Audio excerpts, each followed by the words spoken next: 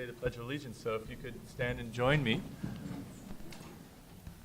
I pledge allegiance to the flag of the United States of America and to the republic for which it stands, one nation, under God, indivisible, with liberty and justice for all.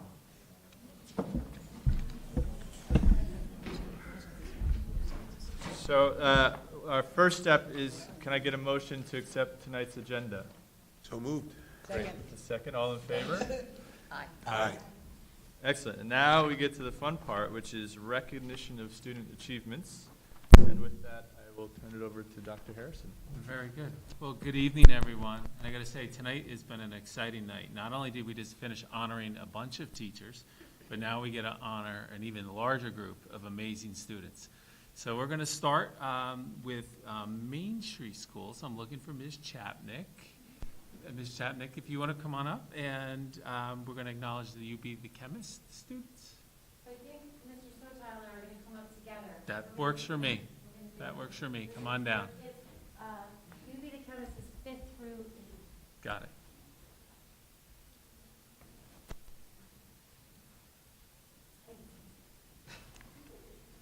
So welcome, everyone. It's good to see you all. Thank you, Dr. Harrison. Thanks to the board. It's a great honor to have a chance to say a few words about a number of students in grades 5 through 8. The UB the Chemist Challenge is something that we kind of became a part of, I want to say about 4 years ago now, starting at the middle school.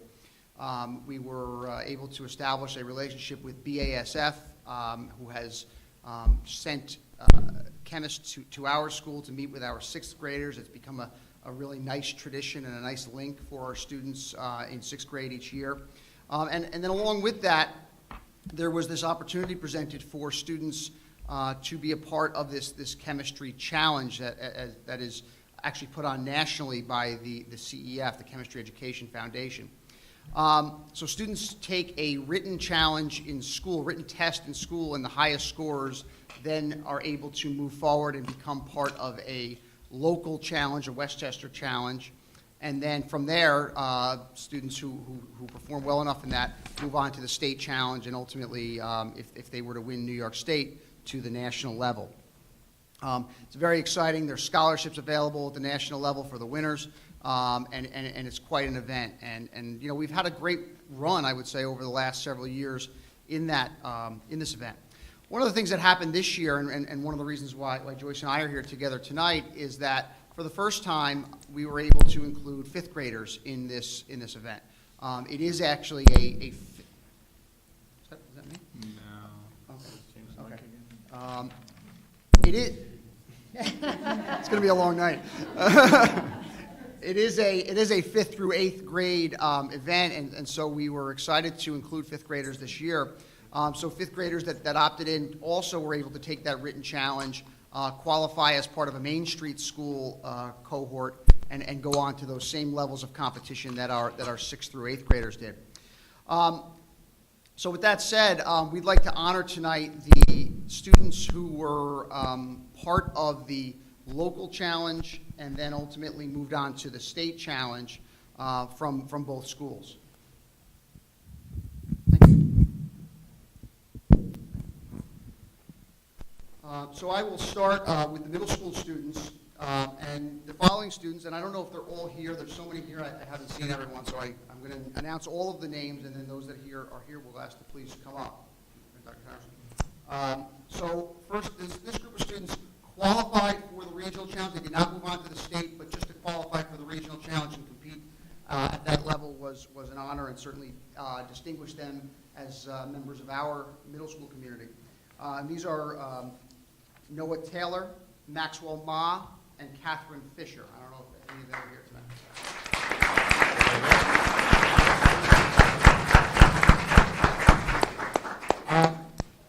Mr. Sotal, are any of them here? They already like. Oh, Max is right in front of me. I'm sorry. Max, come on up. Yes. So the routine when you come to these special events is that you get the honor of coming around and shake everybody's hand and get a certificate from the Board of Education. So come on down. And make sure your mom has a picture. Yeah. I need to be a little more We explicit. have to go like a little. This is perfect. Congratulations. Well done. Hey, great job. And I get to give you this certificate. Thank you. Congratulations. Great job. Great job. Congratulations. Congratulations. Great job.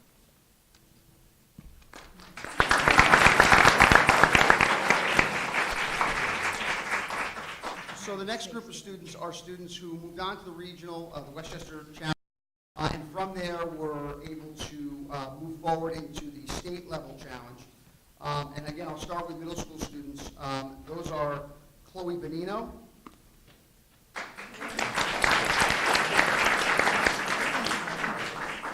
Aiden Block, Andrew Zhao, and the winner of the Westchester Challenge, Ryan Liu.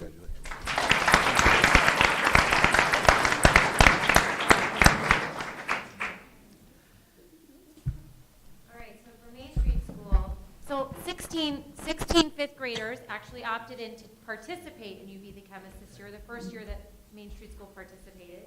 And of those 16 students, 3 students moved on to the Westchester Challenge and then on to the state challenge. So Shaolin Chang, Shalene Tacker, and Michelle Zhao.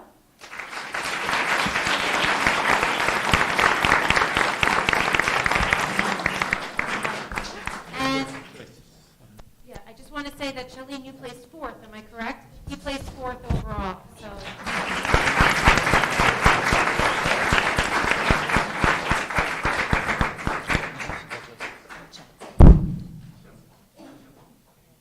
Congratulations, man. Congratulations. It's going to be a lot this time. Yeah, that's why I said slow down. That'll never be possible otherwise. We're ready. We're ready, okay.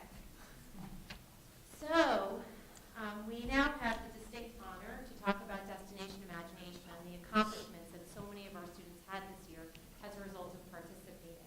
And so just in case some of you don't know, I'm just going to share what the mission of Destination Imagination is. So the mission of Destination Imagination is to develop opportunities that inspire the global community of learners to utilize diverse approaches in applying 21st century skills and creativity. The Destination Imagination program encourages teams of learners to have fun, take risks, focus and frame challenges while incorporating STEM, the arts, and service learning.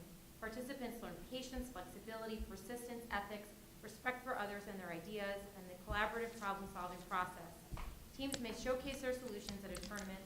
There are 7 new Destination Imagination challenges to choose from each year. The areas of focus include technical, scientific, fine arts, improvisational, structural, and service learning. So this year in Irvington, we were fortunate enough to offer the opportunity to participate in Destination Imagination to students in 4th through 7th grade. And so we had 74 students who participated and competed at the Destination Imagination regional tournament it was in Somers this year. We had 12 teams of 4th, 5th, and 6th and 7th graders. 5 of those teams advanced on to Binghamton, which is the next tournament.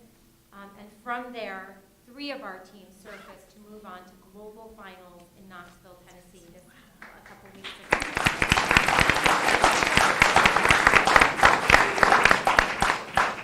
And so we had 3 teams. 2 were 5th grade teams and 1 was a 6th grade team. So we have hashtag, I'm going to name yours by name. So hashtag Forever Mustache is a 5th grade team, DI Dogs is a 5th grade team, and Wiser Dolphins is a 6th grade team.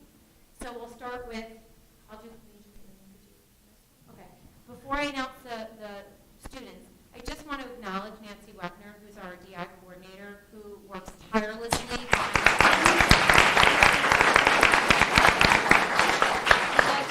She does an unbelievable amount of work to make it happen. And next year, DI will be in 4th through 8th grade. So here we go. The DI Dogs. So they took 10th out of 39 teams at global finals. So just come up as I call your name, and I'm going to read them slowly. So Luke Armigan, Aria Bose, Mika Hughes, Emmy Logan, Annie McFeeters, Shanley Tacker, Keon Bassett. Way to go. And so they couldn't do it without the support, guidance, leadership of their team managers. And so we could also just acknowledge the team managers for the DI Dogs, Carrie McFeeters, Lisa Armigan, and Sonal Bassett.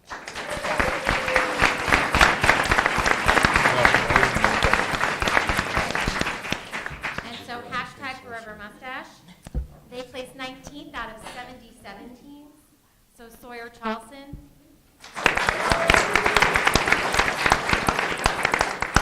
Charlotte Fuchs. Molly Fuchs. Minori Furtado. Marlo Gordon. Congratulations. Good job. I want that dress. Annalise Ishkanian. Nice job, young lady. And their team managers are Mayuki Furtado and Debbie Fuchs.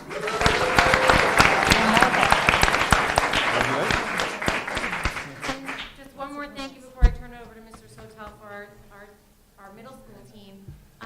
Really, the IEF has generously supported the program, and they did it so again this year, so we thank the IEF for their support.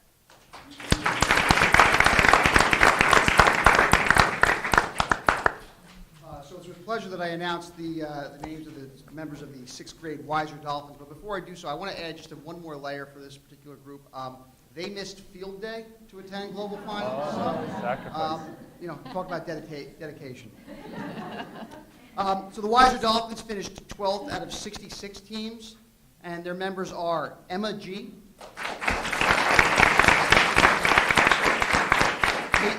Caitlin G.,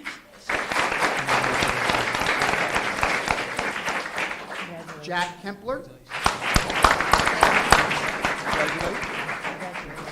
Will Neubauer, Well done, madam. Marin Pearsall, Chloe Pisani, and Carly Taylor. And again, a special thank you to team managers Trista Neubauer, Felicia Patinkin, and Kit Kempler.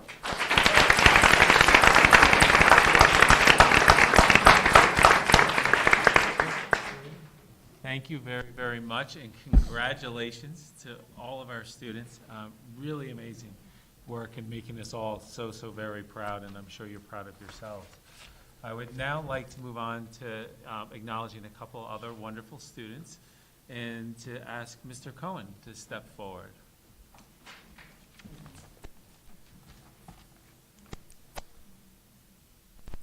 Good evening, everyone. Anytime we get a chance to celebrate so many wonderful students, it's truly a fantastic evening. And tonight's even extra special because we get to sort of showcase what sort of the high end of high school is all about. And tonight I have the great privilege of sharing some stories and some insights around two just fantastic young women who are serving as our salutatorian and our valedictorian in the high school this year. In a few minutes I'm going to speak a little bit more about Kristen Lee, our salutatorian, and Rachel Sklar, our valedictorian. But just to give you some insight into who they are, there's a certain poise, a certain grace, and a certain elegance about each of them that has really struck so many of us as being so unique this year. Recently, a couple of weeks ago, there's an event for all the valedictorians and salutatorians throughout Putnam County, Rockland, and Westchester. And it's a huge gala over at the Doubletrees. And Dr. Harrison and I and Michael Hanna had the great privilege of attending and sitting with Rachel and Kristen. And we were so struck by just their insights and their maturity. But there was a very significant moment for me where one of my colleagues, the principal of Edgemont High School, came over and introduced himself and had a few minutes to speak with Rachel and with Kristen. And afterwards, he kind of leaned in and whispered in my ear, and he said, what are you guys doing that's so special in Irvington? And it was truly one of my proudest moments, and it just highlighted and showcased for me so much of what I already know about these two amazing young ladies. So first I'd like to tell you a little bit, and I need notes, because the things that each of them have done is incredible. So we're going to start with Kristen. Kristen has been a member of our character building You facilitators just got to step program. back to the mic. Don't worry about this. Yeah, there you go. Right Stay there. away from it? Right there. You'll hear me, I guarantee it. So Kristen has been a member of our CBF, our character building facilitators. They're a group of students that work with our middle school and help to build and promote character throughout the entire campus. She's a member of the Latin Club. She's been a member of the Model UN and Model United Nations Club. She's a member of our National Honor Society. During her junior year, she founded the Korean Culture Club to honor her heritage. She has completed extensive and challenging independent research as part of our school science research program and was awarded second place in the medicine and health category at the Westchester Science and Engineering Fair. Kristen was also named a National Merit Scholarship Commended Student, and she's received numerous awards, including the Columbia Book Award when she was a junior. She has been a member of the varsity soccer team for 4 years and a member of the varsity track and field team for 3 years. And she's also a member of our wind ensemble and marching band. On a personal note, I've had a chance to get to know Kristen a little bit better this year because she's also served as a student rep on our site committee. And again, her maturity, her insights, and quite frankly, her brilliance came across each and every time we had a chance to meet. And she was integral in the site committee and the high school's work in evolving our senior internship process. Throughout her high school career and calculated up through 7 semesters, she has an outstanding 4.41 GPA. It is truly an honor to introduce to you our salutatorian, Kristen Lee.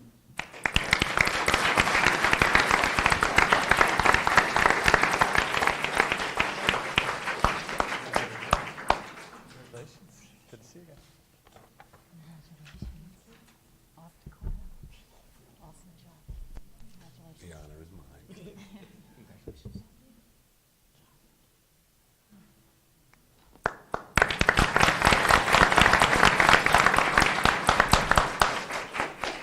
Rachel Sklar, our our valedictorian, I'm so sorry.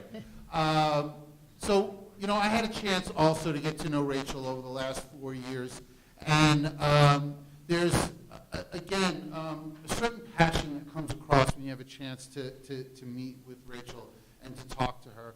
To speak to any of her teachers, you learn about a thirst that she has, a passion, a drive, a commitment.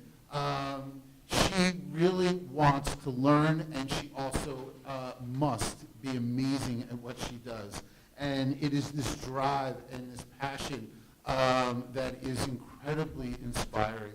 As I said, I've had a number of your teachers this year, Rachel, come over to me and talk about how impressive things are with you. Next Tuesday night, we're going to be hosting our senior awards ceremony. I can tell you both for Kristen and for Rachel, you're going to be up and down a lot throughout the night.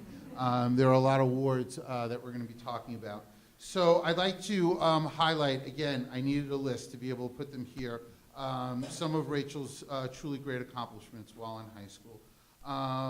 So Rachel is currently the Secretary-Treasurer of our high school Latin Club.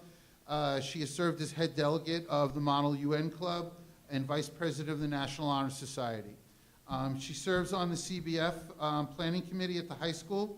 She's completed also extensive and challenging independent research as part of the school science research program and has co-authored a poster and abstract presented at various medical professional meetings.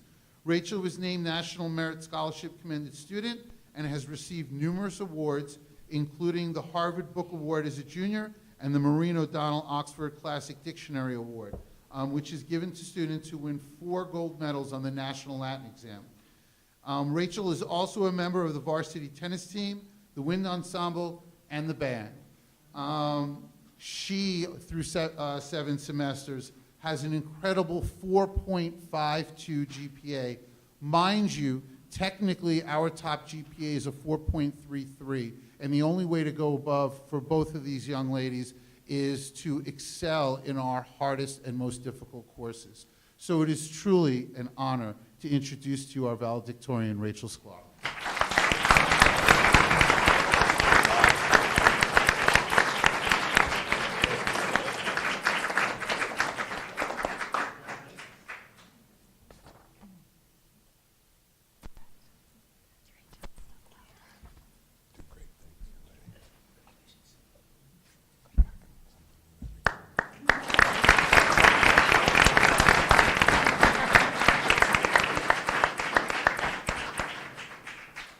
Thank you, Mr. Cohen, and congratulations, Kristen and Rachel, on an amazing Irvington career, and we can't wait to see all the wonderful things that you're going to accomplish as you move forward. So congratulations.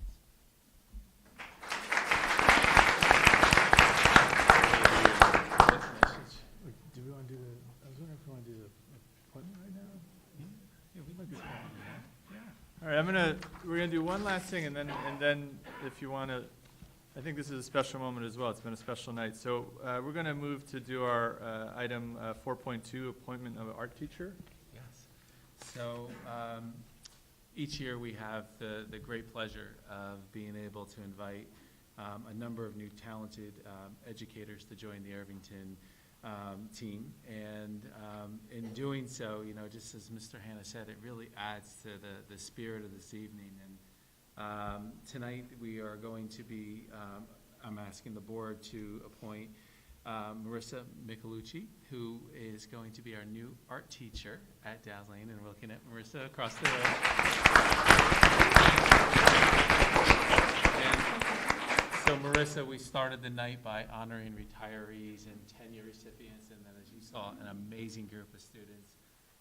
So it just seems so fitting that we have the opportunity to welcome a very talented new teacher to our community. Marissa, through the process, not only demonstrated herself to be an amazing talent in the classroom, an artist. I heard so many stories about her singing in the art room, but a real passion for education and children, and as an artist herself. And what really, really struck me, beyond all of the qualifications to lead a great art program, was her real passion and desire to become a part of Irvington and our family here. So it's with great pleasure and pride that I recommend the appointment of Marissa this year. Well, let's not waste any time. Could I get a motion to approve the appointment of Ms. Michelucci? So moved. A second? Second. All in favor? Aye. Aye. Congratulations. Congratulations.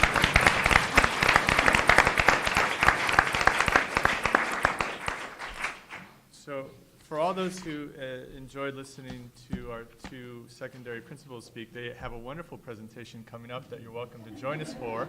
Or if you'd like to take this opportunity, you can go and celebrate in the library or with your families. So congratulations, everyone. Thank you for coming. Stretch. Michael, you should make them think they have to stay. You should. If you don't say anything, I wonder if they think they have to stay. You know what I mean?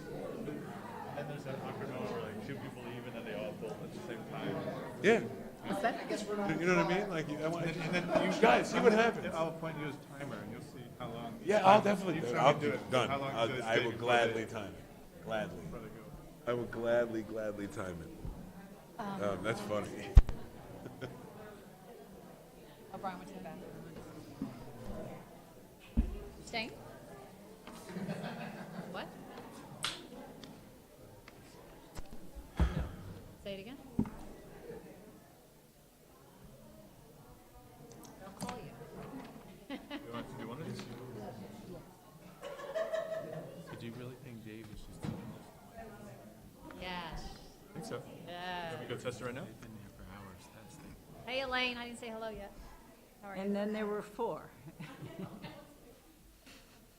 Is it about being too close to the microphone? No. What is?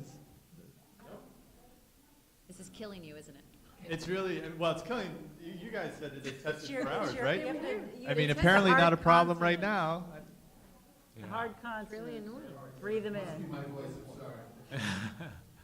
No, we've been having issues with the mics popping and cracking. Don't ask Is the us other for any one off? budget. I turned the other one off. So maybe because it's off, it's better? Should have, I don't know. Elaine, tell us about Croatia. Well, we've got a break. Tell us about Croatia. I'll tell you in about 25 days.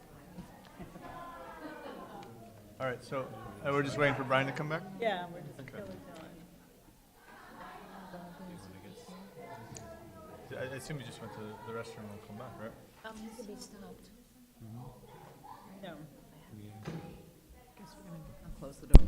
I know, I was gonna go see.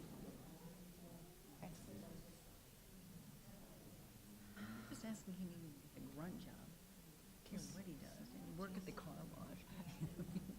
Just do something. I'm not gonna.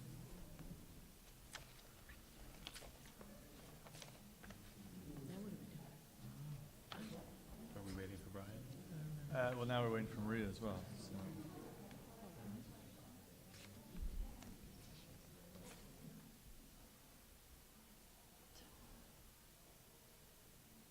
Are you doing some updates? Yeah,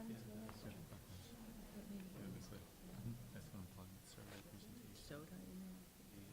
website, Hot tea would be better. strategic plan. No. Do you want a minute?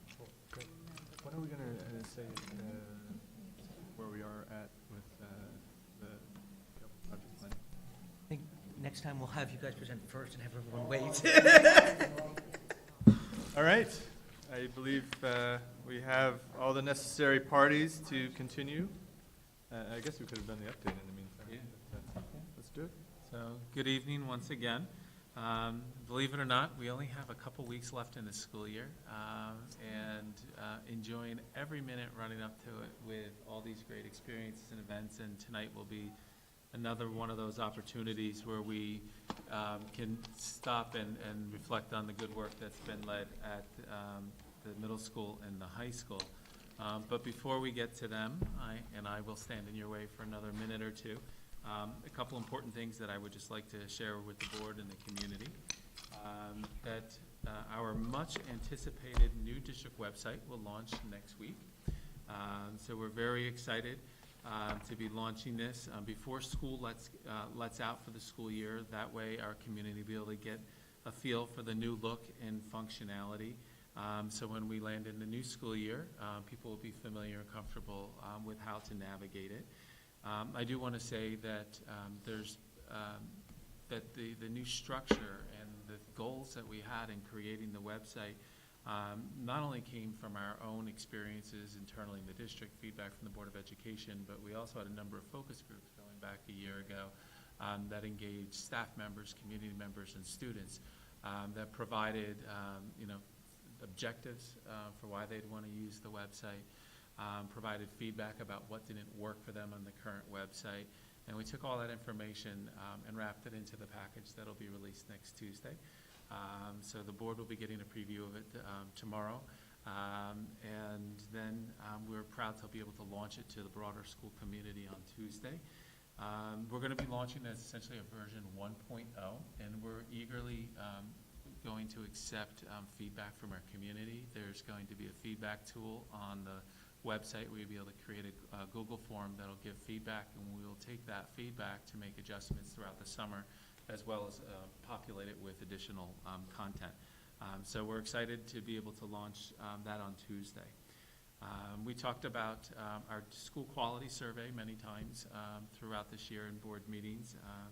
As you all recall, the survey was administered back in April. And next week, on the 14th, we're pleased to invite our partners from K-12 Insight, who helped us develop the survey and facilitated it for us, who are going to come in and present the results of the survey. So we hope that members of our community will be able to join us. We look for this as a great opportunity to get perceptional feedback about school experiences and to be able to use that as a benchmark to look to see how we can make enhancements or to really celebrate those things that we do well within in the school community. So that's going to be another exciting night, and again, that's the 14th at 7 p.m. here in the CPR. I do want to announce that one other new initiative that's linked to our strategic plan, which is the Strategic Partnership Council, which is a really exciting group that is really the district's closest partners, being the Board of Education, the PTSA, the Ed Foundation, and our new Bulldog Booster Club. This group is going to come together a few times each school year to align our efforts, to be able to plan strategically and to make sure that we're always marching towards the same direction of supporting our students. We had our first meeting last Friday, which was really exciting and a productive meeting, and it was just wonderful to have so many great partners together in the room thinking about the future of our school district and opportunities they can support us on. And then finally, as you'll see to our right, Ms. Stein is not here this evening. She is at the annual School Business Officials Conference, learning all kinds of great things about school finance and school operations. And I can say, I think she sent me 6 PowerPoint presentations in the last 2 days that I'll enjoy reading over the weekend. So there's lots of good learning happening on her end. But one of the great projects that she and I have been collaborating on this year with the Buildings and Grounds Committee has been our focus on the capital project. We've been meeting with our representative committee, the Capital Projects Planning Committee. We've had 3 meetings thus far, and we have another meeting tomorrow night. And we look forward to coming back to the board, I believe, on the 19th, to be able to provide some updates of where we are and prospective timeline. And looking to assemble a project that we could not only chat more about here in this room, engage our community around for more feedback, but then ultimately present to our community at some point next year. Okay. Thank you. That's all. I think once I cut you off, so I was waiting just a minute. No, I'm good. You good? Excellent. If there's no objection, I think we can save our committee and liaison reports till after the presentation. Great. And we do have an opportunity for comments from members of the community, if anyone would like to speak at this moment. Great. It was great to see all the members of the community earlier that we could recognize, our students and staff. So we will now move to our grades 6 through 12 end-of-year updates, in which the secondary administrators will provide an update of the work taking place at the Irvington Middle School and Irvington High School.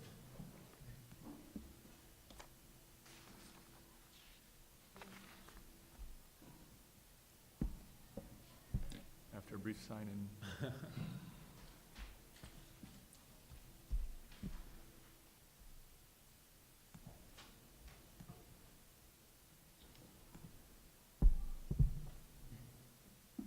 Been verified now.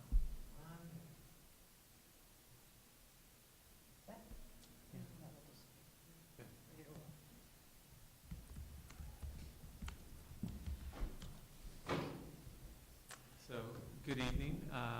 Much like our last meeting 2 weeks ago, we had the opportunity to stop and reflect on the work that had been led so successfully in our elementary schools. Tonight, we have that pleasure to stop and reflect on the work and learn about the work in the secondary schools.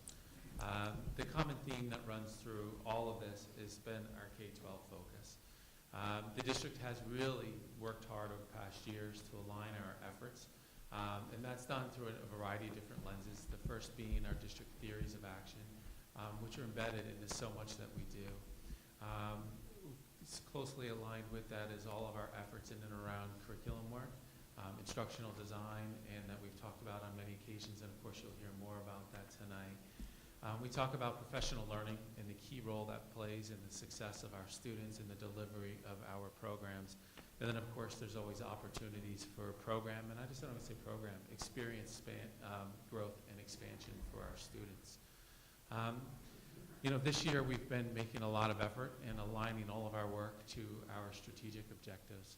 And when we think about this work tonight, it links to the first 4 primarily, which focus in and around student learning. And you can see those highlighted before you.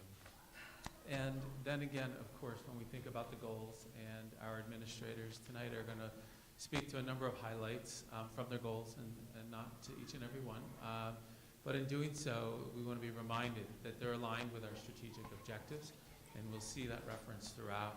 And of course, our theories of action are always embedded in that work, and that this is constantly an evolution of our process and work here for us in our schools. So Dr. Kaur is going to talk a little bit about our overarching goals and the foundation of this work before we kick it off to our middle school team. Sure. So kind of like last meeting, I'm going to just say the same basic things, which is, as you know, at the beginning of the year, we set out and we defined our goals. And tonight, what you're going to hear is a reflection on how the work that we've done and continue to do toward meeting of our theories of action and our goals around what we want our classrooms to look like, what the kind of engagement we would expect our students to have on a daily basis, and the level of work that is being done to accomplish these goals. We are always thinking about what is the professional development, what kind of professional learning needs to happen in order to see the level of work in our classrooms and the work with our students. And we're always thinking about that level of accountability that we have through observation and evaluation, which, while it obviously is for the purposes of evaluating our teachers, here in Irvington we see it as a very, very, very significant path to supporting our teachers for professional growth. So we talk about the well-developed brain, and that's our goal. Where our goal is for our teachers, who very often have a tremendous amount of knowledge, content knowledge, as well as thinking, is to impart that and hold students to the highest expectations so that our students ultimately leave Irvington with what we would call well-developed brains, brains that are deep embedded in deep thinking, metacognition, and function with automaticity. At our last meeting, you heard our elementary principals speak about this. You'll hear this again tonight. Our work is around the 4 learning goals defined through the Understanding by Design model. We want to make sure that we have a deep core knowledge, that we have skills that students are practicing on a regular basis, that our teachers are providing opportunities to make meaning, and that we ultimately, our long-term goal ultimately is transfer. This year, our work around assessment was to start to build this common understanding of assessment, as well as build a balanced assessment system. And our goal around this is obviously a multi-year goal. It's to align stage 1 and stage 2, so that if we have clearly defined our learning goals in stage 1, we want to ensure that we are assessing for those learning goals and defining what the assessments will look like through our stage 2 process. In addition, as we've shared with you and you've seen with each, especially some of our newer initiatives, once we start a new initiative, we expect that there's a data component to it, and I know our building administrators tonight will share some of that information with you as well. I believe I had shared at the last meeting that our instructional leaders all embarked on data projects this year. And so this whole idea of using data is becoming part of the ongoing conversation with the administrators and with our teachers. So I always like to just throw up our little planner, just to remind everybody, there are 3 stages to the process. Stage 1 is where you define your desired results. Stage 2 is where you say how you're going to assess for those desired results. And stage 3 are the activities, the actual lesson plans that our teachers do to accomplish those goals. So at the beginning of the year, we shared our building goals, and we defined our goals, our outcome, and our evidence. And tonight, what you'll see is our assessment of those goals, and we're doing that through the lens of approach, implementation, and results. In other words, how did we set out to do this work? What was the work going to look like? And what did our students do as a result of doing this work? So with that, I turn it over to David and Allison, who will share some really fine examples. Just as a reminder from the last presentation, what you'll find David, Allison, Dave, and Matt are sharing are not one-offs, not one-off examples, but actually the systemic work that's going on across courses, across grade levels, and the work that all students are doing. Thanks, Graham. So thanks again for the opportunity to speak tonight and talk a little bit about the work that we've been doing at the middle school that really is connected with the work across the district. And I hope by the time we're finished, you'll see how the impact of sustaining a commitment to a set of goals over a period of time ultimately yields a positive result. You know, we're very proud of the fact that we've been committed to a number of the things that you'll see over the course of the next several slides over an extended period of time. And what has become evident to us is that the results are the product of that sustained commitment and not diverting or, you know, while we revise and while we improve, the objective has remained the same. So specifically, the first goal, as Raina mentioned, to implement instructional practices that elevate student thinking and understanding. Some of the evidence we'll focus on here tonight is in those highlighted areas, those highlighted bullets, the use of essential questions, both posting them and then embedding them in learning activities, and then student learning activities and work samples and work as a whole that demonstrates higher level thinking and critical thinking. So specifically, and I don't want to get into the business of reading from the slide, but I am going to read from this one. When we talk about our approach, you know, the approach is to design, reflect upon, and revise instructional practices and learning activities with a focus on deepening student thinking. And it's that last part that is most critical, I think. You know, our curriculum here in Irvington is thinking. Regardless of our content area, regardless of the topic that we might be teaching or engaging with at any given time, our focus is getting students to be better and deeper thinkers all of the time. And so that's an ongoing process, and that's a learning process. In particular, one of the ways in which our staff has worked quite hard at moving the needle and moving forward in that process has been by applying the professional learning experiences that they've had over the last several years in both content-specific and more general ways. So specifically, when you see the implementation there are some examples of some of the higher level instructional practices that have been implemented to that end. The use of EQs, the practice of loop writing, which connects with the work that we've done with the BARD writing program. Question formulation technique, you'll hear me talk about that in a little while. That is a practice that's been utilized and helped and assisted through implementation by our instructional coach, and Marina talked about Sarah a little bit earlier. The results that we see, and you'll see some examples of that, and I'm glad that you said that about these not being one-offs, because these are broad, and we'll go across a number of subject areas and talk a little bit about even the ones that may not be represented here on the screen. But student work marked by critical thought, student-generated inquiry, and that's been a big word for us and a big focal point, and then inquisitive and thoughtful learning practices by students. That's where we get to that place of automaticity that Raina mentioned a few minutes ago, this idea that students are engaging in inquisitive behaviors, thoughtful learning practices on their own with greater and greater independence. Good evening, everyone. Thank you for this opportunity. We're very excited to share what we think is amazing work of our staff and our students. I just wanted to add on to something David just mentioned, the learning or instructional practices that we want to share and highlight with you tonight. It's really how the theory translates into classroom practice and student learning. And so while our teachers have been immersed in theory and professional learning, we really see the shift into how do I actually get to that higher level thinking for my students. So the first slide we want to share with Artifact shows on the left, that's a snapshot of one of our 6th grade math classes, and you can see one of the EQs posted. That would be an EQ shared by any of our 6th grade math classes. And the question is, how do you use algebra to approach the unknown? To the right, you see a snapshot of 2 EQs from our 7th grade ELA class that reflect the first unit of study where students study memoir texts. What does it mean to grow up? Does a person's past affect who he or she is today?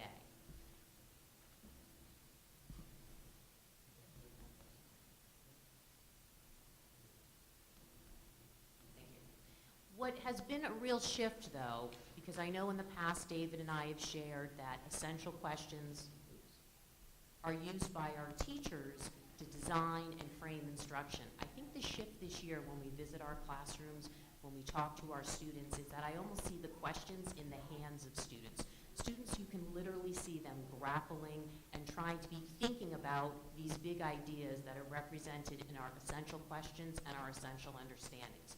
What you see before you is how some of our teachers have students think and respond in writing to an essential question. The essential question represents the memoir unit in an 8th grade class, but it would, again, be an EQ in all of our 8th grade ELA classes at the beginning of the year. And you can see the question is, as people, what connects us? So at the beginning of this unit of study, the teachers had a student simply take a Post-it and do a quick write in terms of what's their initial thinking. And over the course of the unit of study, students are giving opportunities to respond to this question, whether it be in writing, in conversation, and the goal is to look for that evolution of student thinking. When I visited this classroom, I would say a few weeks into this unit of study, the students were actually in book clubs, reading memoir texts, and as part of their discussion, they kept connecting back to the essential question. And again, that was an assessment for the teacher to see what has been the evolution. And to the right of the slide, you just see 2 student responses, and again, this is their initial thinking at the beginning of the unit of study. The next slide highlights or gives an example of a lesson activity from our 8th grade Earth Science at the beginning of the year. And it actually also highlights technology that was new to the middle school this year that I'd also like to speak to. In the photograph on the top, you see our students using the Google Expedition devices. Special thank you to the IEF. Through the grant, we were able to get a class set. These are devices that allow for augmented reality, virtual tours, virtual exploration. So this is a great example of technology enabling students to do something that they hadn't been able to do previously to having these devices. This activity that the teacher designed, you can see over to the right, there's a series of questions that the students responded to throughout the lesson. They had just completed a mini study on rocks, minerals, and natural resources, and the lesson that this represents was a natural progression to studying the crustal movements of the Earth. So really looking at what are those destructive and constructive forces to the Earth. When the Earth changes, what's the impact? You can see at the top of the activity sheet that both the EQ and the EU of the unit of study is listed. So I'm going to focus on the EQ. What are the major changes that occur on the Earth that affect humans? There were a couple of key technology elements to this unit of study. First of all, the teacher had created a flip video that the students actually watched the previous night for homework just to learn how to use these devices, to really maximize instructional time. So they came in, they already knew how to use these devices, even though it was their first experience with them. They watched a quick video of a volcano erupting, and she had them just do a little jot you see on that first question. And then she took them on this virtual tour around the globe of volcanoes. The second photo you see is just one image of what a student would see on his or her device. So they're seeing volcanoes, different types of volcanoes around the globe, the inside, the outside, and throughout the exploration that she's guiding them through in terms of this virtual tour, is she's pausing and asking them questions. What are you wondering about? Also, how has your thinking changed? Has it changed? And also, you can see in the blue highlighted box out there, she's asking them to pause and think about their EQ. Again, you see this is one snapshot of one student's response. This is the beginning to think about, like, what is the impact of the Earth moving? So, when she and I debriefed, she'd say, they have this, like, basic understanding, but obviously, as we really engage in this unit of study, their thinking will broaden and deepen. I also want to highlight what's an interesting, I think, aspect of this device. The teacher, when he or she they are controlling the tour. If it's a teacher-guided tour, you can also just have students explore. But literally, the students would see arrows on their screen in terms of this is what I want you to look at. And the teacher also has a screen where she can see what the students are looking at. So you can just ensure that everyone is engaged and focused and on task. I would say the Google Expedition devices have been very well received, and I've seen them, I think we both have, across all content areas. It's a real amazing technology that we're grateful to have this year. But again, this is just one activity. So that just gave you a few ideas and examples of how the EQs are living and breathing in our classroom. David is now going to speak to a different learning practice that our teachers are using across the grade levels and content areas called QFT. So, and it's important to note EQs and then QFT, which I'll talk about here in a second. The idea of divergent questions, the idea of meaningful discussion as a way to produce extensive learning experiences is one that has been a focal point of the middle school now for some time. We have centered a lot of our professional learning at our grade levels, at our faculty meetings, around the idea of how do we pose better questions, how do we pose questions that ultimately prompt deeper thinking, and then ultimately, and most importantly, at the end of the day, how do we get students to begin to pose those questions? How do we get more student-generated questions that leads to inquiry? So that's been a focus. When we talk about the first district theory of action and talking about building problem solvers and flexible thinkers and effective communicators, meaningful questioning, meaningful discussion, those are part and parcel with that. So the QFT, or the question formulation technique, is a learning approach. It's a learning task, I should say, that has been introduced to our staff across content areas, largely through the efforts of first our instructional coach, who has worked with our science teachers, our social studies teachers, our ELA teachers, on that as an example, and then through some additional professional learning that's been done specifically in our social studies department. One of the things that was most notable to me this year, as I sat and met with teachers at the end of the year in our annual end-of-year meetings to talk about their goals and talk about the work and the artifacts that they shared with me of that work, was the extensive use that this particular technique has had, but also the types of questions that it has generated and the follow-up that it's generated. So what you see here on the screen is an example of one of those projects. This is in our 6th grade science class. Students were engaged in a study of astronomy as one of the units of study in which they work over the course of the year. They then engage in this process called the QFT, where as a group, as a pair, or as a small group, they generate questions. And the idea of the process is to start generating questions. And there is no right or wrong question. There is no good or bad question. It's a process whereby students begin to generate a list of questions. And then as a group, they go back and they refine those questions. They identify which ones are more closed-ended questions, which ones are more open-ended questions. What new questions do the questions that they've already generated generate? And what that is kind of a momentum-building process to generate student interest, student inquiry, and to get them more engaged and more invested in pursuing that learning that they've identified through their questions. And so what you see here is a list of what are called priority questions in this particular activity. Students from this list, ultimately then, we're going to select a priority question to engage in a project of their own, okay?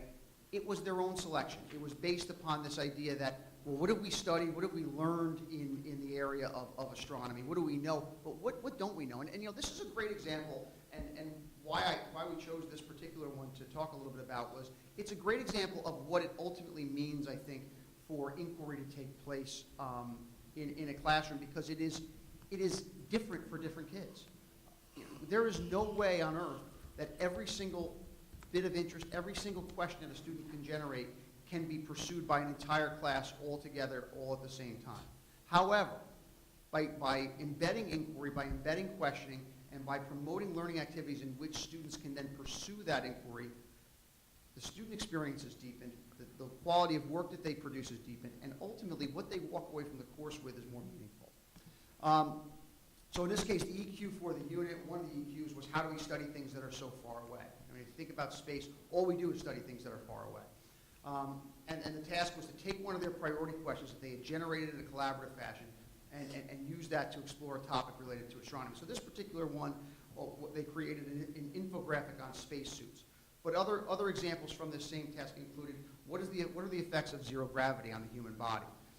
And one of the outgrowths of this was students actually soliciting investments for some sort of a product that could lessen the effect of zero gravity, or could make a better spacesuit, or whatever the case may be with respect to. Another one was about what diseases can we contract when we're in outer space, or what happens to disease in outer space.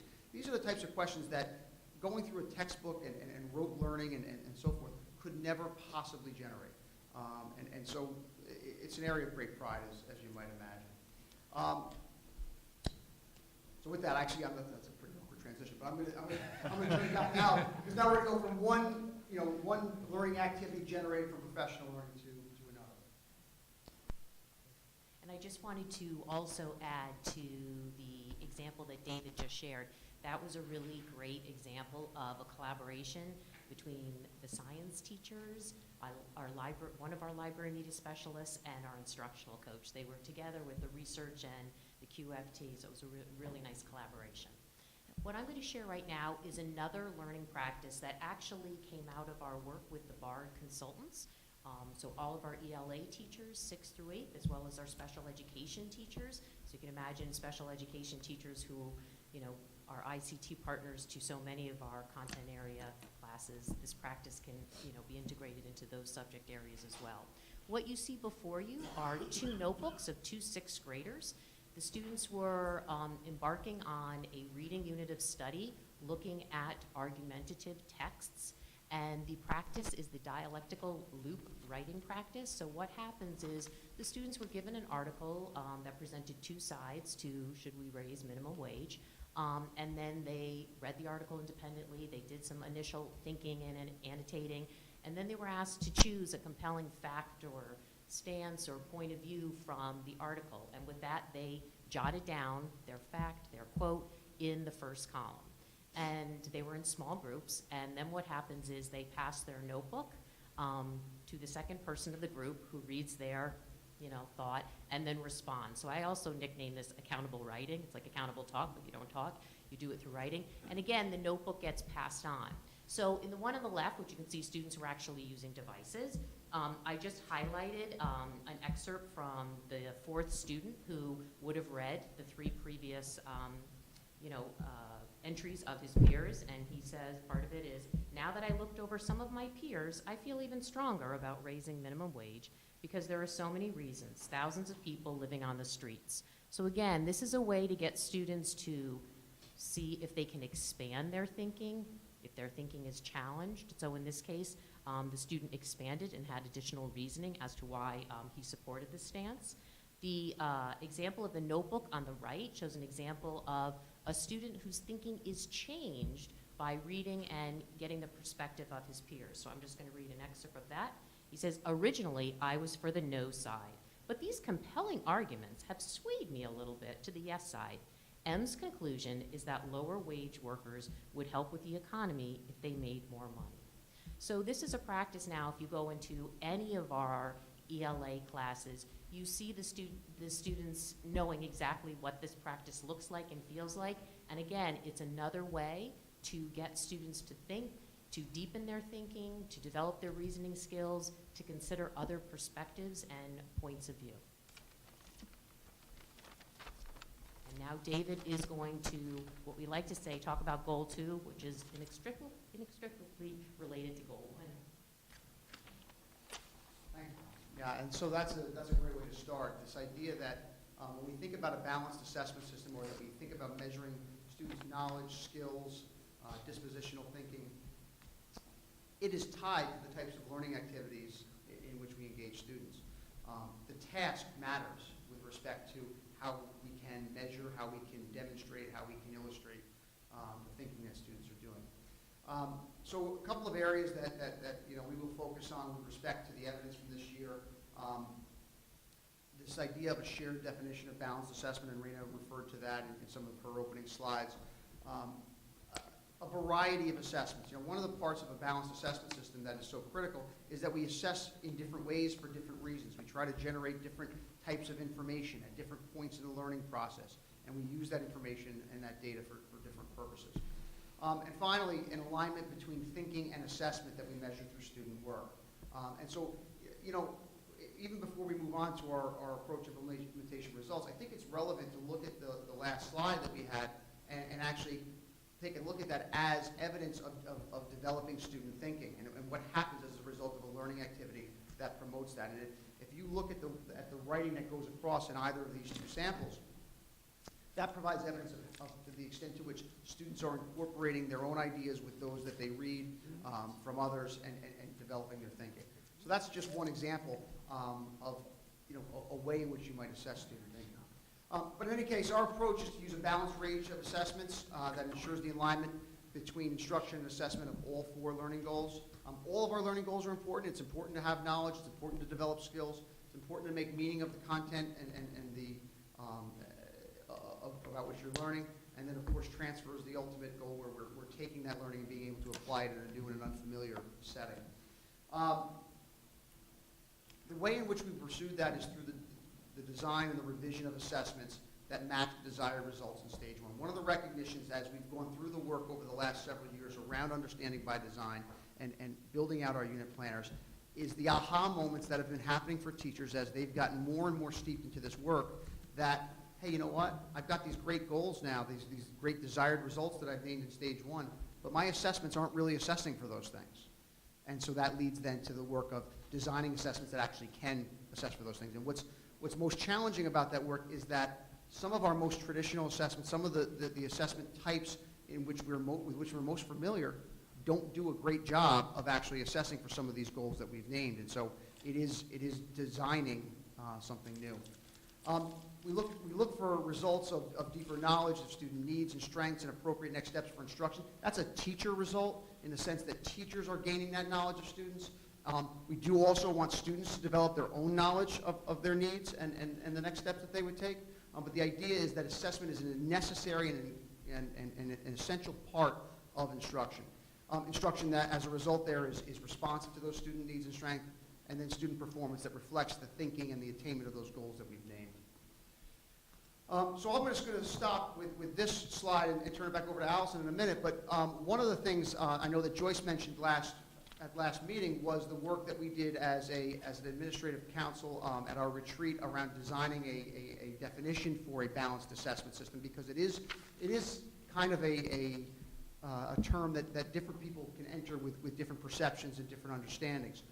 That was then turned around into work with our staff at 2 faculty meetings, to make sure that we had a common understanding. And so some of the artifacts from that meeting, from those meetings are on there, simply showing how different members of our faculty kind of work together to ultimately come to terms with what is our common understanding of that balanced assessment system.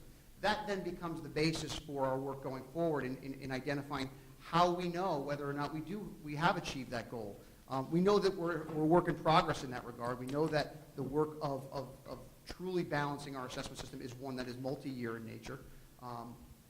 But we have some evidence of progress this year that we'll share here in a minute. So the first assessment I wanted to share is an example of pre-assessments that are happening in our classrooms. This pre-assessment asks the children to use a learning practice that's called a focused pre-write, which is a question or a prompt that a teacher provides. This pre-assessment really illustrates well the power and the purpose of a pre-assessment. It's to identify what knowledge and skill do students already possess. To the left, you see an example of a student's focused pre-write. The teacher had, earlier in the year, taught a unit of study on argument writing. She was getting ready to head into a literary response unit of study and simply prompted the students, what's a claim? What's in a claim? And you can see we captured some of the students' thinking over to the right on the bottom. Claims need to be supported with evidence. If there's no evidence to support it, then there's nothing to prove that you were right. But not just any evidence. There has to be good evidence that is strong and matches your claim. So we included above that a snippet from the unit planner that Raina showed earlier. This is the content knowledge. And so we wanted to highlight that not just this student sample, but the samples across the classroom, and actually this was a pre-assessment used in all of our ELA classrooms, that students already had some of the knowledge. And so that informed the planning and the pacing of the unit of study. So the teachers did not have to teach several lessons because the students already demonstrated that knowledge. I think this also highlights for students the accountability. We want them to own what they've already learned. And so by doing pre-assessments, it puts the ownership on the students, like, I know you already have some knowledge about this or some skill, please demonstrate that for me. The next slide is an example of another pre-assessment. Last summer, I had the privilege of working with all of our writing workshop teachers. That's referred to as ELA, AIS in 6th grade. And so those are writing support classes. And so one of our goals over the summer was to really tailor the support classes to being very differentiated and targeted. One of the results in the earlier slide that David spoke about was we really want teachers to be able to identify what is an individual, in this case writer's strengths, and what are those next areas for instruction. And so part of our work over the summer was to design a series of on-demand writing assessments that reflected the different modes of writing that students are responsible to write: narrative, argumentative, and informational. And then throughout the year, we obviously chose a time of the year. It would be right before they were to write that type of writing in a unit of study in ELA. So on the left, this is an example of an 8th grader's on-demand. It's actually only the first part of his piece that the screenshot captured. And so an on-demand, we very much scripted. Here's the prompt. It's administered over 2 days because the student has to read, in this case, a few articles and then compose his or her piece. The teacher then, we adopted, and this was all of us as a team over the summer, a Common Core, I would say it's a multi-year rubric, and what I mean by that is it looks at the elements of writing, in this case argumentative writing, and it plots out, for example, one of the elements of structure would be the lead. What does that look like for a 6th grader, a 7th grader, an 8th grader, and a 9th grader? So the teacher can really pinpoint what level, what grade level expectation is that child meeting, and then use the next grade level sort of as that's the next step for instruction.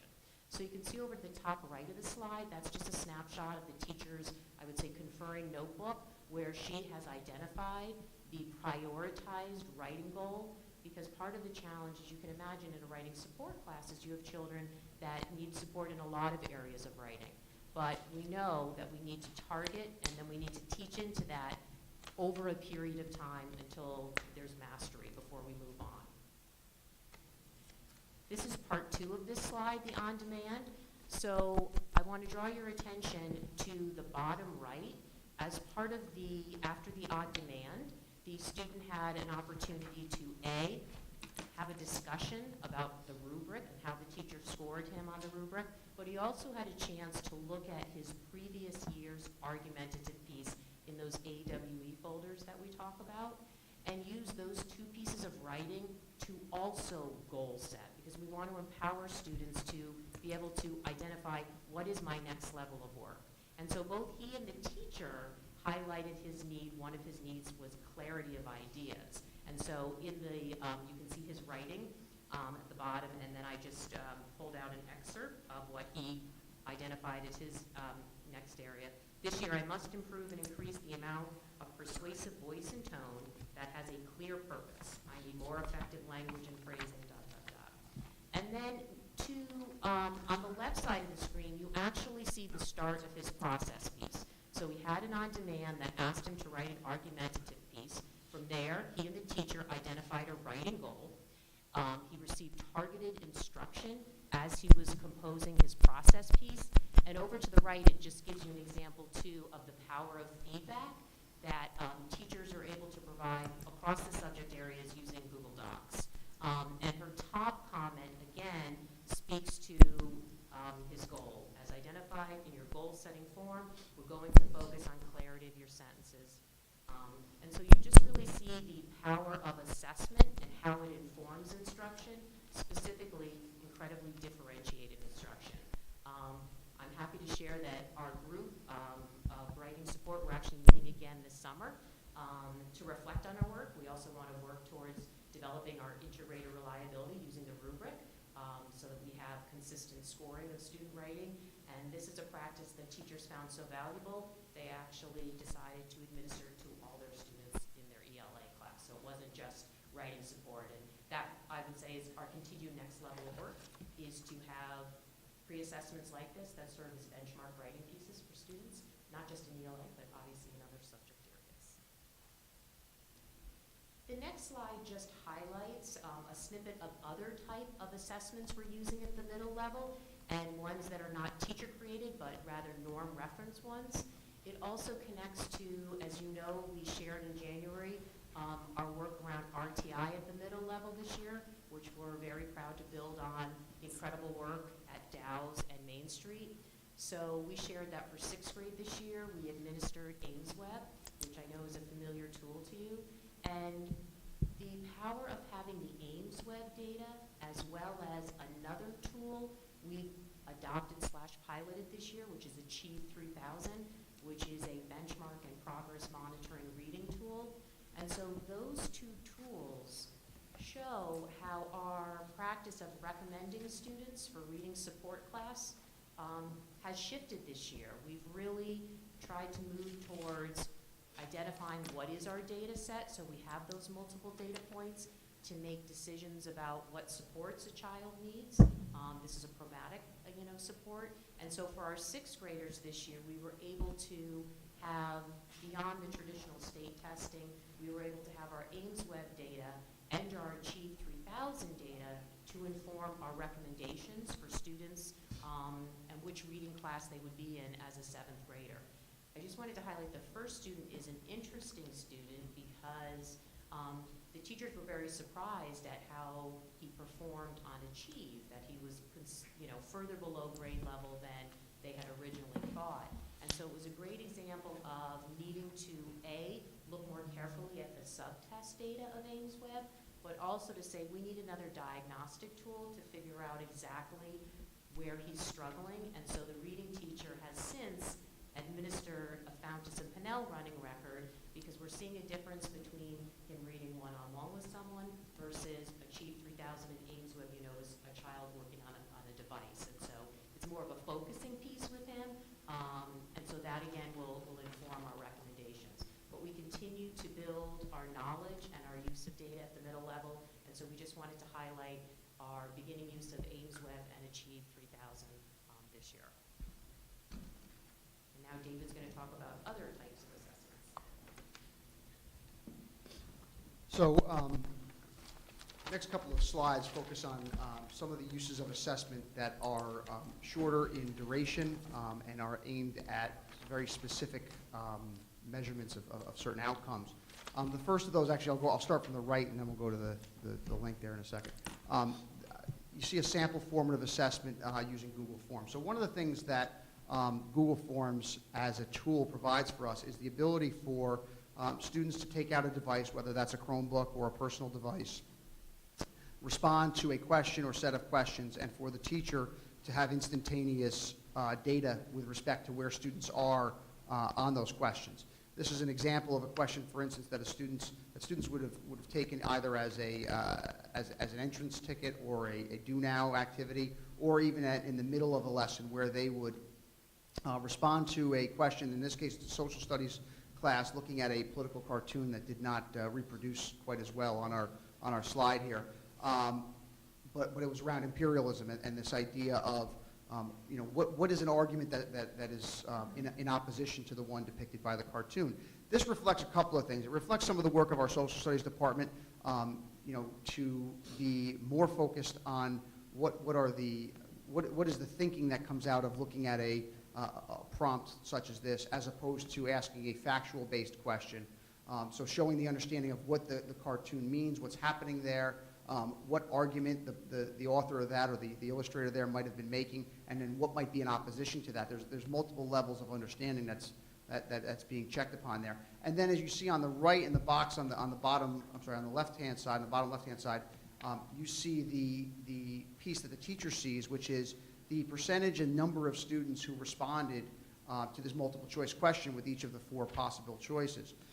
In this particular case, we see that over half of the students got the answer correct, and those that didn't get it correct broke down into 2 particular choices, which is, in essence, shows the teacher that, that 4th choice, which was a complete distractor, at least nobody went for that, and that there's about 40% of the group who misunderstood the 2 sides of the argument. That would then prompt the teacher to go back, either reteach or take another approach to ensure that there's a level of student understanding. Teacher can go further than just that little bar chart that you see there. Teacher can actually see individual student data and use that data to either pull a small group, or what have you. So that's one example of a formative assessment that then is used to plan subsequent instruction. The other one here that we're going to show is an example of another form of digital assessment that we've used, and I know that you saw from, I believe, the Main Street School, and that's the use of what's called a flip grid. And a flip grid is an opportunity for students to respond to a prompt using video. And so this one is from Study Skills in the 6th grade.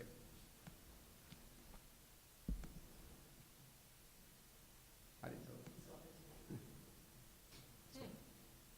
I don't think it's supposed to do that. It didn't do that earlier today when I checked it. Let's try again.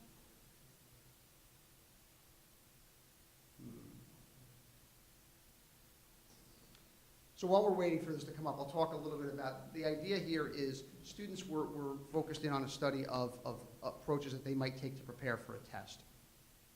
And in this particular case, students then reflected on the approach that they took, what was successful for them, and why they would either do something similar in the future for another task or and do something different.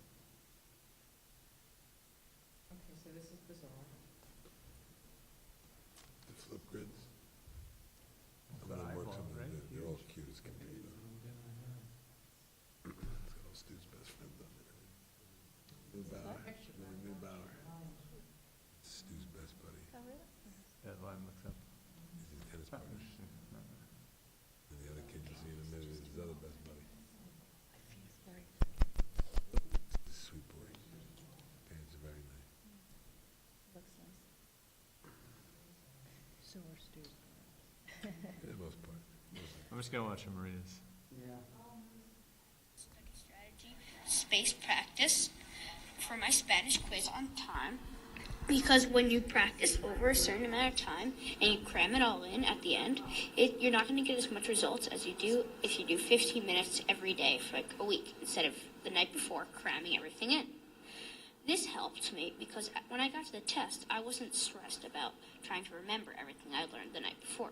I knew everything because I spaced it out and I reviewed everything each night. Every night I studied for a little bit and I made sure not to overload. I set a timer and did not go over that time. During that time I reviewed different times that we might need and military time that we might review. So this is great. One, it's been popular with students. It's a chance for them to utilize a technology that they may use for other things, whether that's social media or what have you. But it's a way of them being able to respond to a prompt, by speaking, that then can be responded to by others. So there's multiple possibilities that stem off of this technology. Teachers have found it very useful over the course of the year. We've seen use across different subject areas, whether they be some of our special area subjects like study skills or health, or in science or in ELA or so forth.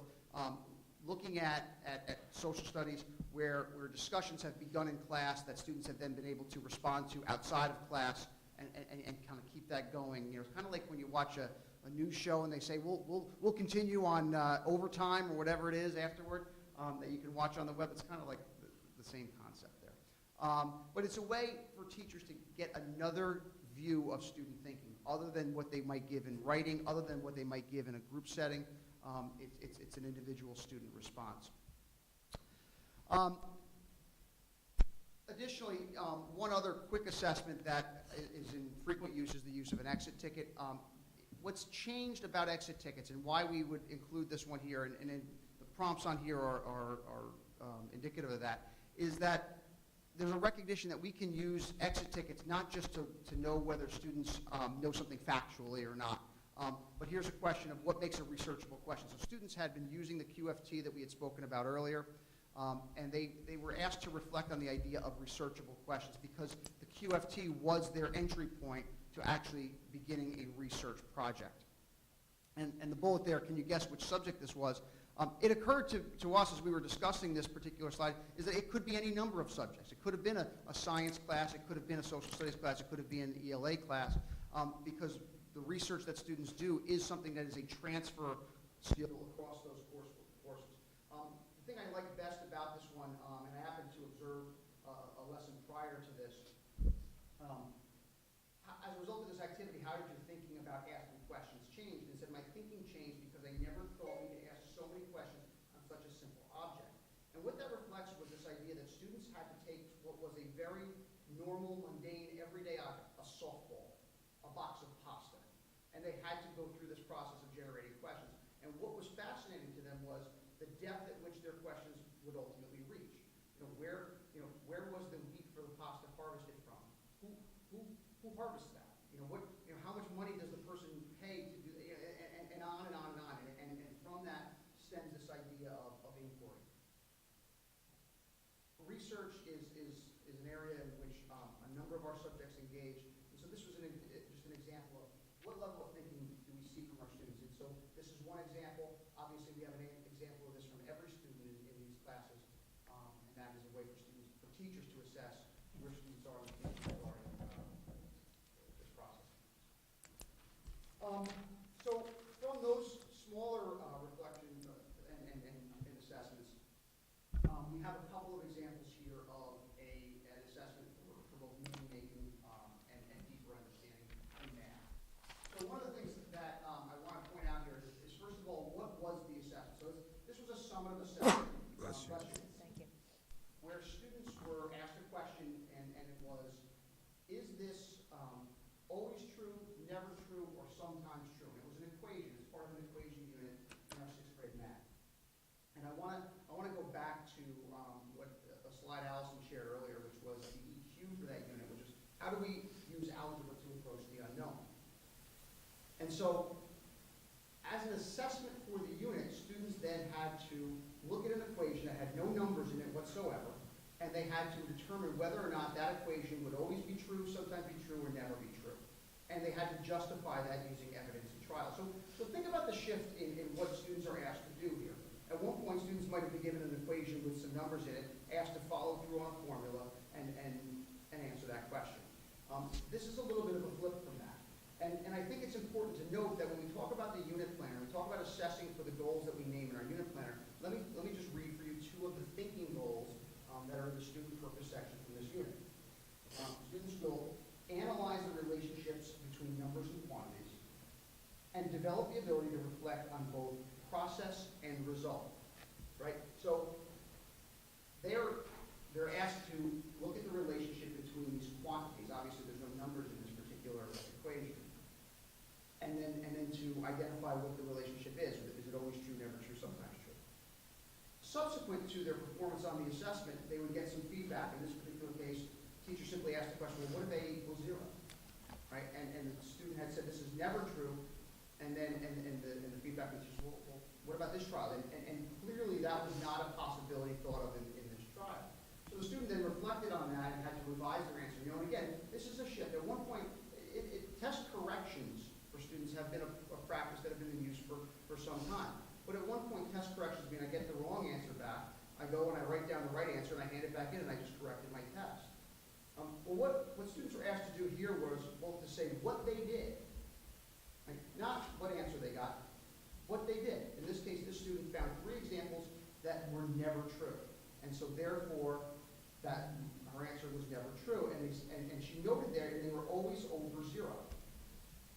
But what did she revise? Well, based on the feedback from the teacher, you can see that she used 0 and realized that it would sometimes be true because anything with 0 is 0. Now the answer that she gives is sometimes true. So the reflection there is not just on the result, but it's also on the process.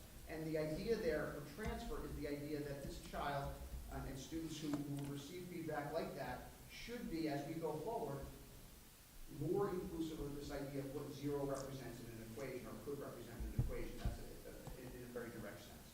So this is a one snippet of one assessment, but the power that it has and the things that it assesses with respect to the goals for our unit are very important.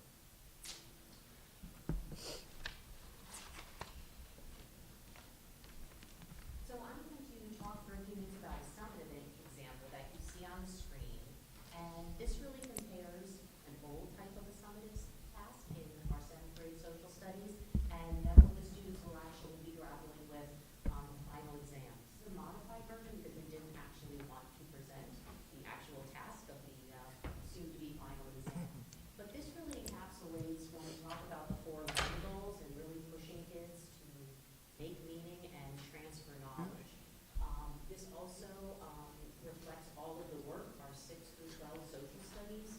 teachers have been engaged in over the past few years related to the historical thinking skills and revising their curriculum to align and integrate those historical thinking skills. So on the left, you see what would have been a final exam essay in 7th grade social studies, where it's asking the children, it says, discuss at least 2 ways the government groups or individuals tried to deal with the issue of slavery before the Civil War. So it's a very targeted, narrowed essay question that the students will be looking at, a predetermined set of 2 or 3 documents and then talking specifically about the Civil War. If you look to the right, this is what the students now are going to be practicing and being assessed on. And it's the whole concept of enduring issues, which really links to our enduring understandings and essential questions. Is what are those big ideas of history? And what do I know about history over time? So the revised prompt would ask students to look at a series, probably about 10 documents that span a range of events and historical time periods, and ask the student to choose from, a cluster of enduring issues, to choose an enduring issue that's reflected in 3 of those documents, to name that enduring issue, to explain that, and then it also asks them to use their prior knowledge of social studies, and then evidence from the documents, and explain why the enduring issue is significant and how it's endured over time. And it has those 2 sub-questions: how has the issue affected people, and how has the issue been affected by people? So you can see the stark contrast in terms of students really using all the prior knowledge that they have about history, and applying it and naming out an enduring issue, which is definitely higher level thinking. And so we look forward to our students taking this assessment in June. We also have a similar one for our 8th grade students, and this was a collaborative effort of our middle school teachers, 6th, 7th, and 8th, who had attended a series of workshops this spring, and they actually said they could not wait until next year to start these practices around the enduring issues. And so they've done some teaching in the past month, and now they're going to assess the students on them. So it's really exciting. David is now going to share some data and work you've done around this. So, in our world language department, we have now, over a several-year period of time, been quite focused on the idea of building students into fluent speakers of their target language. That has involved a lot of work around both identifying what are our daily or incremental learning targets, along with the identification and an understanding of what are our proficiency targets. And so what you see on the right-hand side of this particular slide is just one piece of a rubric, a proficiency rubric that is put out by ACTFL, which is the American Council of Teachers of Foreign Language. And that is a rubric that measures student proficiency in speaking the language across multiple levels: novice, intermediate, and advanced. And then within each one of those bands, there's a low, intermediate, low, mid, and high. In this particular example, why this is such an important part is that students, as part of their ongoing learning in their world language classes, are assessed each quarter on their speaking proficiency with respect to the units of study in which they've been working. But the point is not to just simply look at the vocabulary that they know or don't know, or their ability to conjugate a verb or what have you. It's about their ability to actually speak with certain levels of proficiency in the identified areas. And so those assessments are used both as means for grading, but also as a means for setting goals for further learning. Our expectation, this is an example of a 7th grade student, our expectation is for students by the end of 7th grade to be at the level of what we would call a novice high speaker. Students, if you don't remember, students begin their study of world language on an every other day basis in 6th grade, and they begin an everyday study in 7th grade. So by the end of 7th grade, we're looking at novice high as our target. If you look at this particular student's performance, you'll see that in the first speaking assessment, in the area of vocabulary, what words do I use to describe, they were at the level of approaching expectations, what they would call novice mid. And just because I know you can't read it from looking at that screen, I use words and phrases to express my thoughts within the current topic. I sometimes use adjectives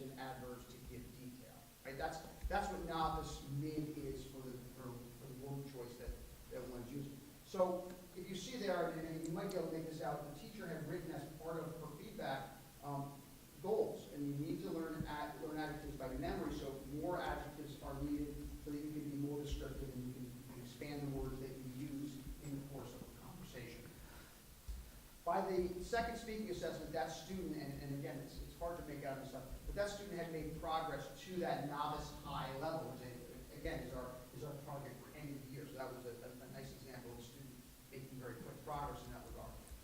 By the third at the bottom there, and so the fourth speaking assessment has not yet been completed, or they've just been completing them now. That student had moved to what would be referred to as intermediate low in that particular category. I'll just read that description. I use a variety of words and phrases on a range of familiar topics. I often give details, right? So you can see there the description of what level of performance is occurring for students, what level of proficiency in their speaking is occurring, and that is a build over the course of the year. This all leads to students, and for the first time this year, this is an assessment that's given in all of our grade levels from 7 through 12, taking what's known as the Apple assessment. The Apple assessment is a speaking assessment in which students have to engage in dialogue through a device and sustain that dialogue with accuracy and proficiency.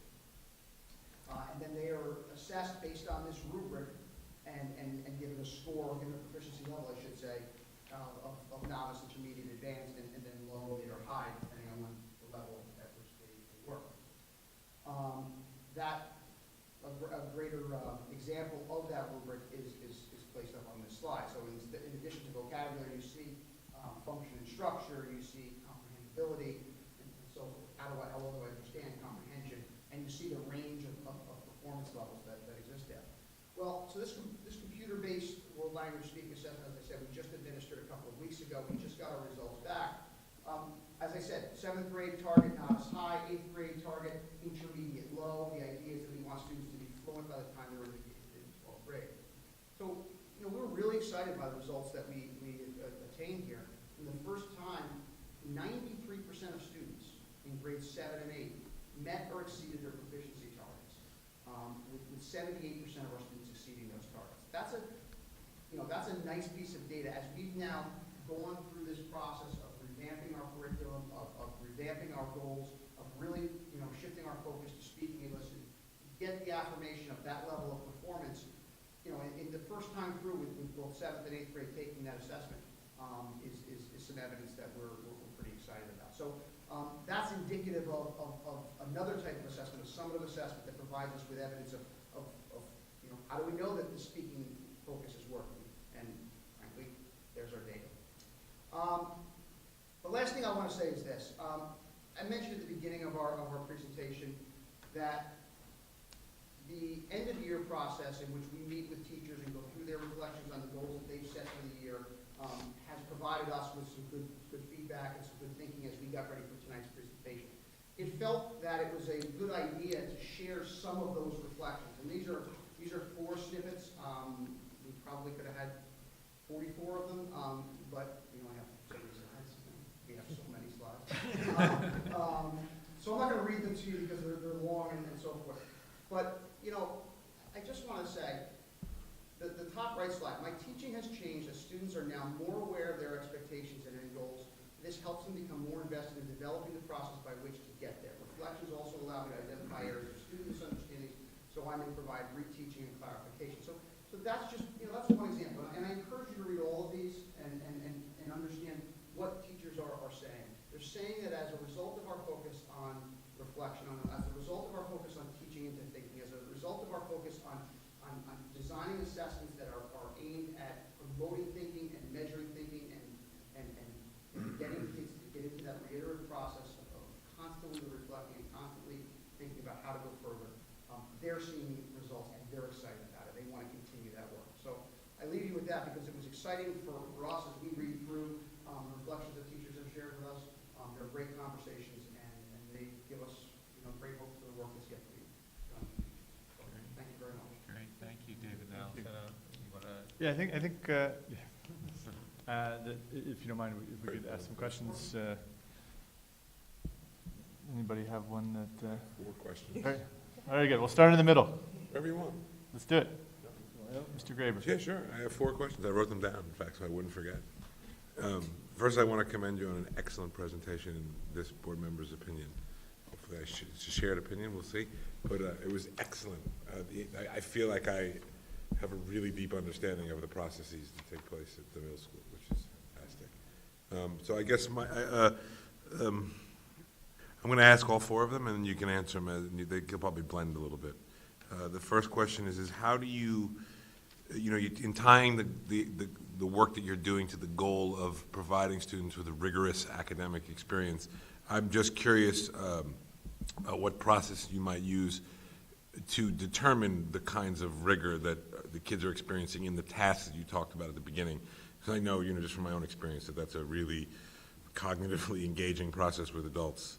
The second piece is what did I write? Are there, on the slide, the pre-assessment slide, the one that had the pre-assessment piece, are those assessment results shared with the children and their parents in a meaningful manner? And the third question is, and I guess it's kind of tied in terms of communication, I'm curious about the consistency of that feedback, because that slide you showed was amazing. It was very, very rich and important feedback. And I'm wondering about the consistency of it, just because having a middle school kid, I haven't seen that level of feedback, and I wonder if it's teacher to teacher kind of thing, and where that work is going. That was number 3, and number 4 wasn't a question, just a comment, and that comment was that I'm very impressed with the level of metacognitive work that you have both the students and the adults doing, and it is one of the key drivers that really enabled me to sort of see the process of the work that both Chris and Raina have been describing all year, so I appreciate it.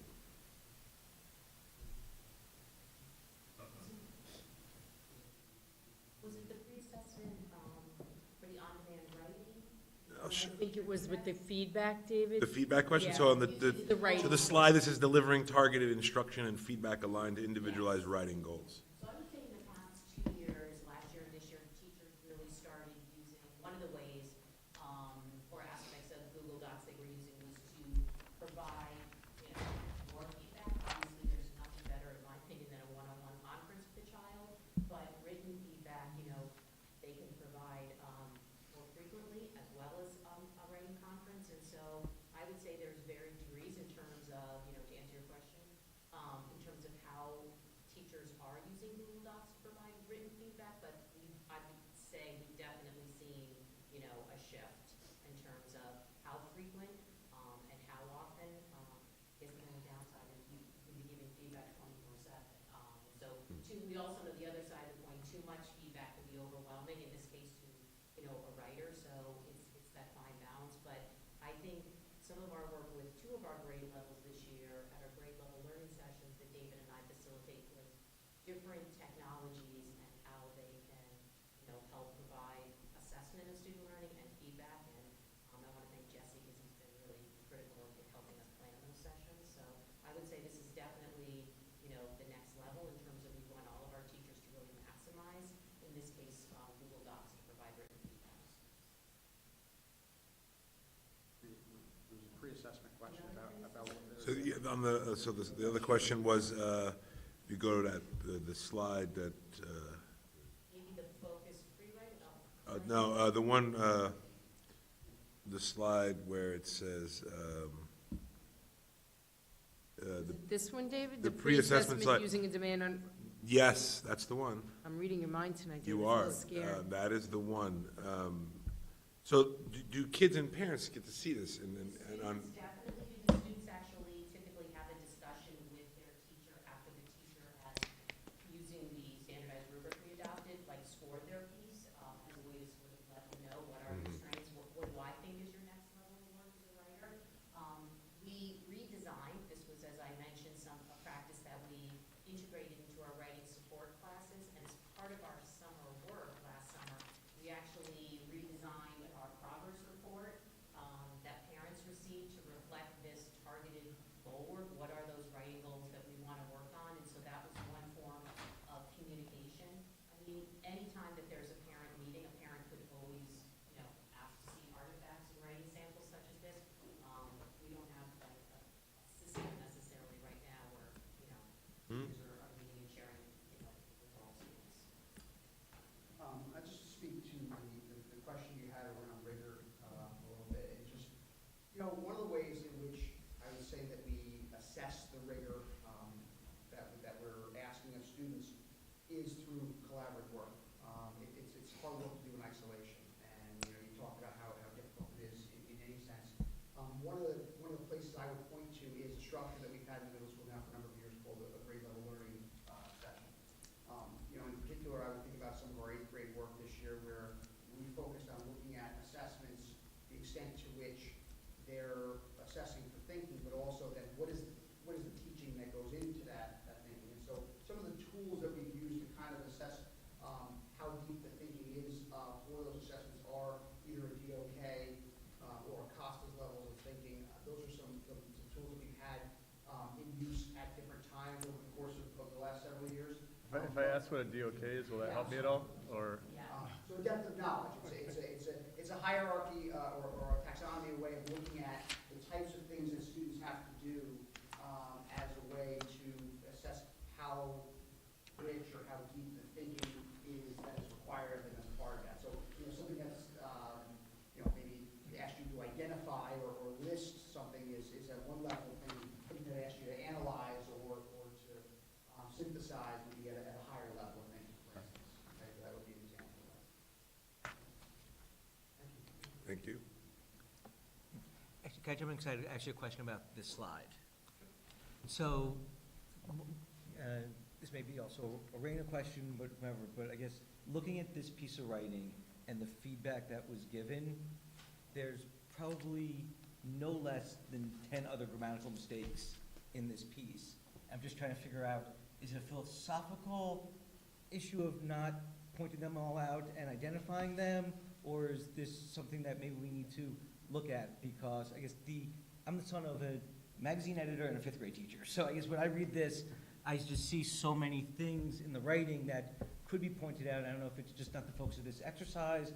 I'm wondering, and otherwise, how would the student know that they're missing commas, capitalization, word usage, like those types of issues that are basic writing structural issues that may need improvement? So just to clarify, because Yes. I might not be clear, so this slide is the students' on-demand writing. The following slide is their process piece. So this is used to assess what are their needs, what are their strengths as a writer. And then the next slide is now they're going to be writing another argumentative piece with teacher feedback and support along the way, and this process piece. I think part of our work last summer was looking at, and this is research-based, what are those 10 writing goals? Generating ideas, focus, structure, collaboration, and knowing that if you don't have a focus piece, if you don't have structure and organization in your piece, those are the goals you want to start with, because otherwise when we focus on the language conventions, which are very important, grammar and spelling that you spoke to, that's not going to help the piece. So the teachers, again, these are very developing writers, and so they've got to do a lot of upfront work on the focus and the structure, but please know that there would be, in all 3 of our grade levels, attention drawn to the mechanics, the language conventions, but that's not going to be like the starting point. You have to get a focus piece, you have to get structure to your piece, otherwise, it might be grammatically correct, but it's not clear and it's not organized. So that is a piece, but again, thinking about the hierarchy of writing goals, that was part of our work, and that work's going to continue to grow this summer. When do we teach grammar? Well, it's interesting, we had a grant this year for Jeff Anderson, who's the guru of grammar in our field. He also writes wonderful children's books that are very middle school friendly, and so 2 of our ELA teachers, a 6th grade and an 8th grade teacher, Ms. Judy Adler and Ms. Terry Shawnee, wrote a grant, and we were very lucky. We had this gentleman for a day in April, I think, and so he actually worked with all of our 6th grade students, and our teachers in all 3 grade levels came to be part of the day, because it was both to see him actually coaching and working with children, and of course the teachers all now, we purchased the professional book that he just wrote on grammar, so part of their summer work, and Raina knows we have many summer proposals at the middle school, is to really look at his work around grammar, look at his lessons, and think about purposefully and thoughtfully, where does it make sense to integrate those into different units of study. And then spelling, grammar, all those conventions, it's about holding children accountable, throughout the writing process, to use those conventions. So that is the next layer of work, and the teachers are actually very excited at the level to really work on it using grammar to the existing units of study. It's one of the things, but it is at IMS. So it hasn't been before, it's going to be something we're looking It has at. been, but I think now it's going to be consistent across assessments, and I think we'll also be very thoughtful about what are the expectations from one grade level to the next. So it's both the horizontal and then the vertical expectations, so that you know as a seventh grade teacher what was explicitly taught in sixth grade, so you can remind and hold students accountable to using those conventions in their grade, in all subjects, not just in the element. Anything else? I guess the other comment I had was, at the end, when you were talking about the world language, I think from a board perspective, that's exactly the type of linkage that we've been looking for in terms of, we have a goal in world language of better speaking proficiency, and now we have an assessment that shows us how we're doing. And I guess my follow-up question is, where else will we be seeing this in the future? Because I think from a board level, this is the type of information that may be most helpful for us, because it links both a program with an outcome, and that for us is really helpful. Right. So as I've shared in the past, as we are developing new initiatives, I mean, our World Language Initiative is probably one of the most comprehensive, and RTI. I think those are the two most comprehensive approaches that we've had, initiatives that we've had, and both have data linked to them. I think in some cases, data is more relevant at different times. So, for instance, I'll use the Next Gen Science Standards. I mean, right now, we're at such a preliminary stage. We're just figuring out how to develop our units. So eventually, there'll be more embedded assessment that I think will look like this as well. But I think it comes with the development of a comprehensive plan. So I think our commitment to you and to our kids really is that when we develop something, we see that the data is a key piece.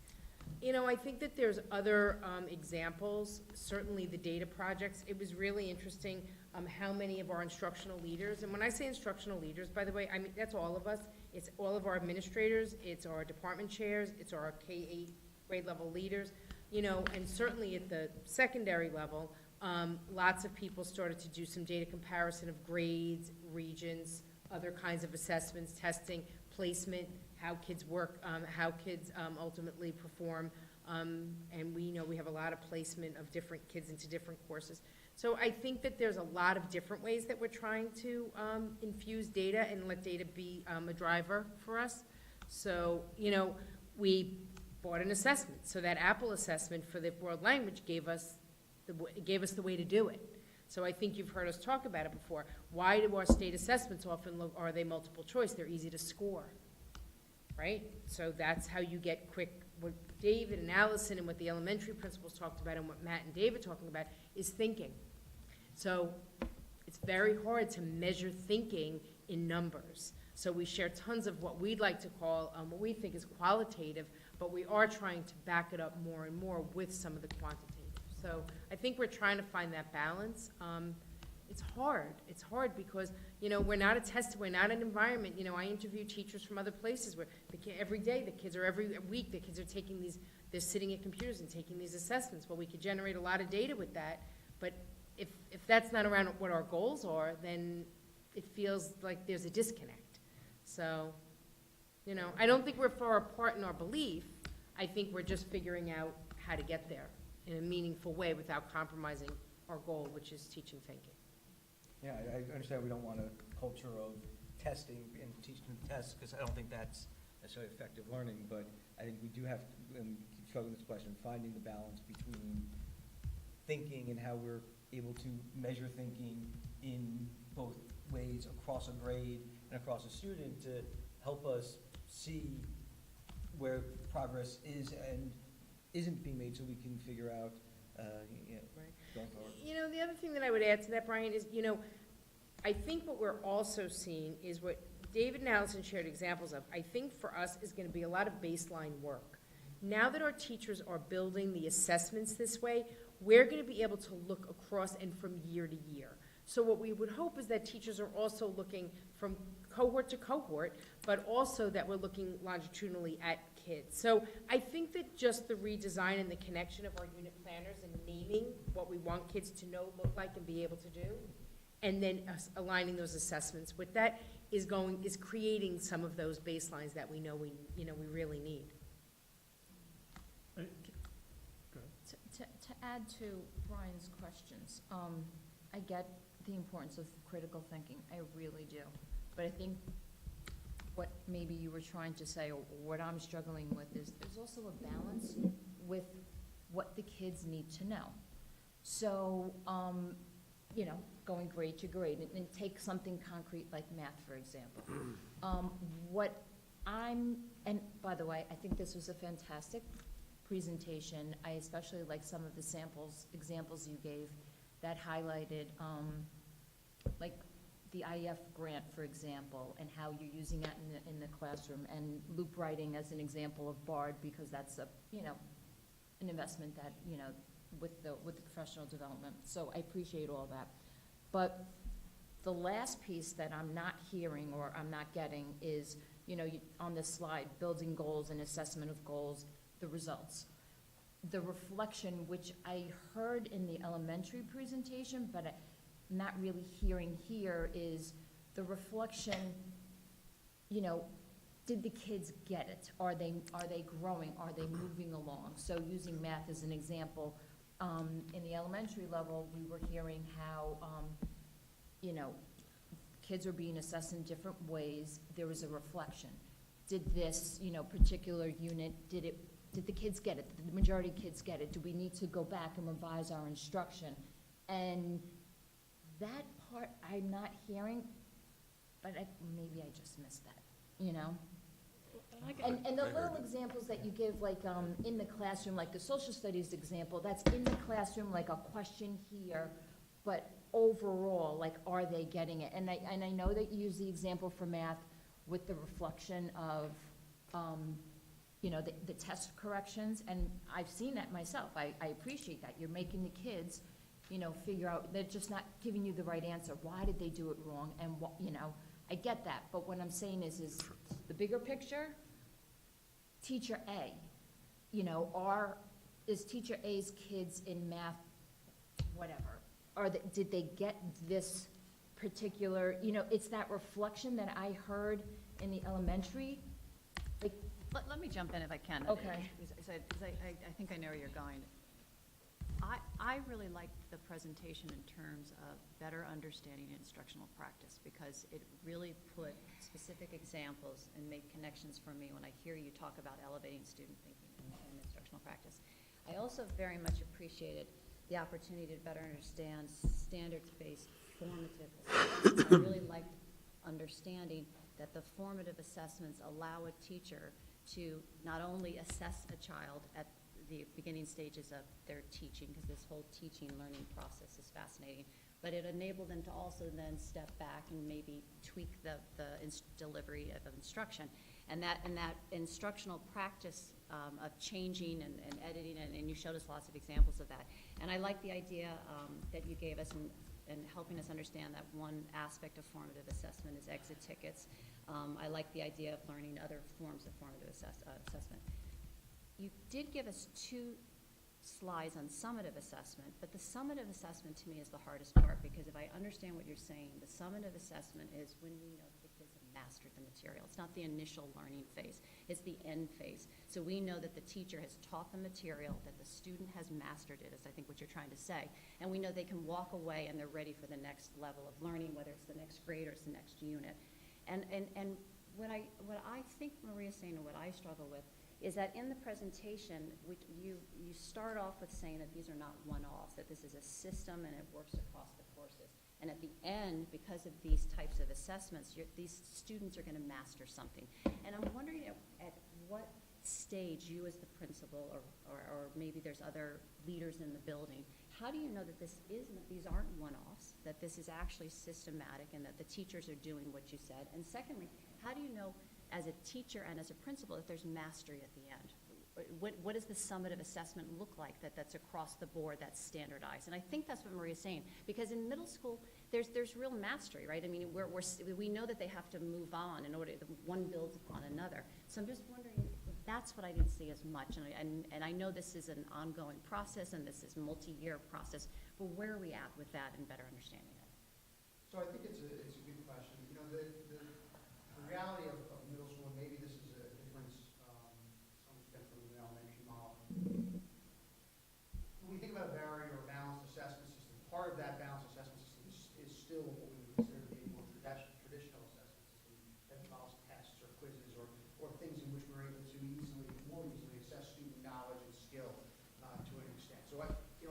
we didn't spend a lot of time in our presentation focusing on what might fall into that category, where we're actually saying, you know, to your point, there are things that kids need to know, or there are things that kids need to be able to do.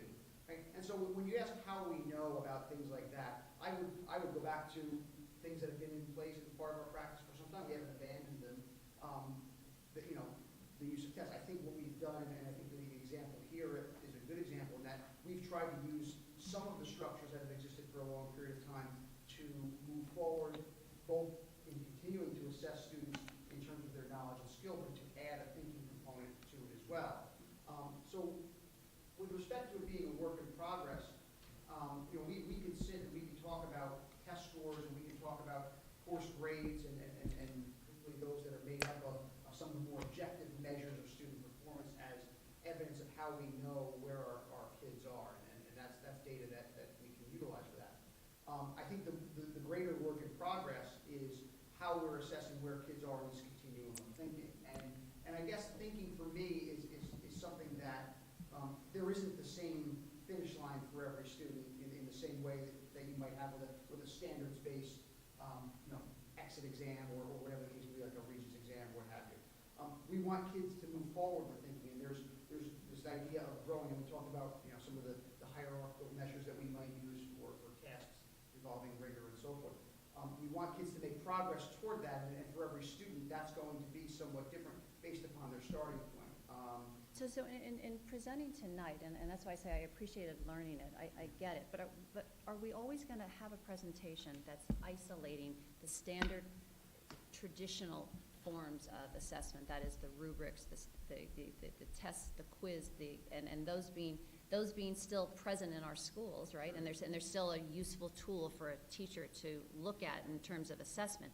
But we're not hearing that, and we're not hearing from you how a teacher takes that information in combination with what you presented tonight and together says, yes, this student has mastery, yes, we've looked at the cohort and they've moved and there's been progress. I'm just curious why we're not hearing anything that has to do with summative assessment that's more in the traditional form, the rubrics, the grades, you know, progress to the next level. We've got 75% of the kids who mastered it as evidenced by the following state exams or internal exams we gave or rubrics that we administered. Is there a reason? Or is tonight's presentation only on one aspect of instructional practice and elevating student thinking, and you intentionally did not present the other for a particular reason, or is that, because this is your presentation, I'm just curious why the two are being. So I would say that when I think about our presentation this evening, it was on the focal point of our goals for the year, right? And so as our goals have played out over the last several years, and as we remain focused on those areas, our focus has been upon growing our teaching of thinking and our ability to assess student thinking. So with respect to selecting evidence for tonight or focal points for tonight's presentation, I would say, you know, by and large, it is intentional to focus on those areas that are tied more closely to that than to something that's a bit more of a traditional measure, because time is somewhat limited. What I would say, you know, I think what David said was a key to a point that in trying to stay true to where we were and telling the story throughout the school year. And I think there's a couple different pieces. The one thing that I don't want to lose sight of, we often ask ourselves, well, what is it that we want Irvington to be different? How do we set Irvington apart? We just don't teach to a particular core of standards. That how do we go beyond? And the idea of teaching thinking, the depth of learning, is one of the examples of what makes Irvington really, really different and unique in lots of ways.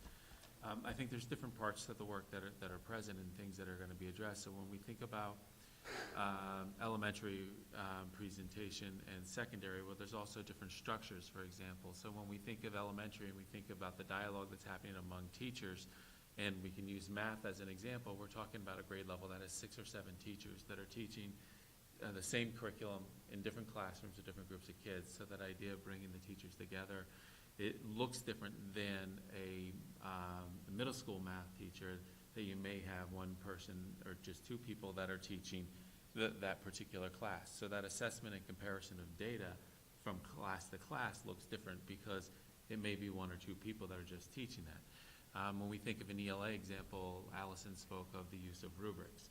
And that opportunity for that dialogue among grade level partners for and how teachers do collaborate and are sharing that level of progress. So the examples are there, but it looks and feels different because of the structure of how a middle school functions and having grade level specialists versus generalists, I think, in an elementary school. I would also say, when we come back to maybe some of, connect it with Brian's question before, when we look at the Apple data, for example, these are the systems that we're building. And when we look to the presentation and the discussion, and maybe more of a discussion than just the presentation on the 19th, it's talking about the evolution of that work. And so for an example of looking at the World Language Initiative, you can see how we can begin to structure how we're assessing our progress, because we're beginning to collect that data. Our work going into next year is going to be looking at that. We've been doing it at AC. We've talked about, you've heard about the data projects Just for and the those people out there, experiences. AC is Administrative Council, which is all of our administrators, is that idea of creating a model by which we're going to be able to identify goals and objectives. We're going to be able to have indicators of success and the types of data that we're going to collect and be able to monitor that progress that we're anticipating related to the particular goal.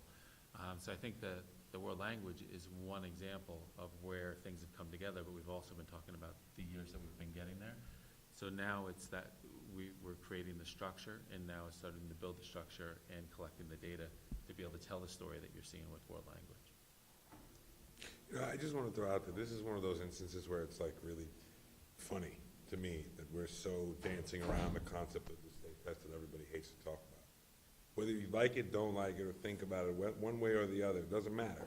It's still a standalone assessment that measures students' performance as per the standards.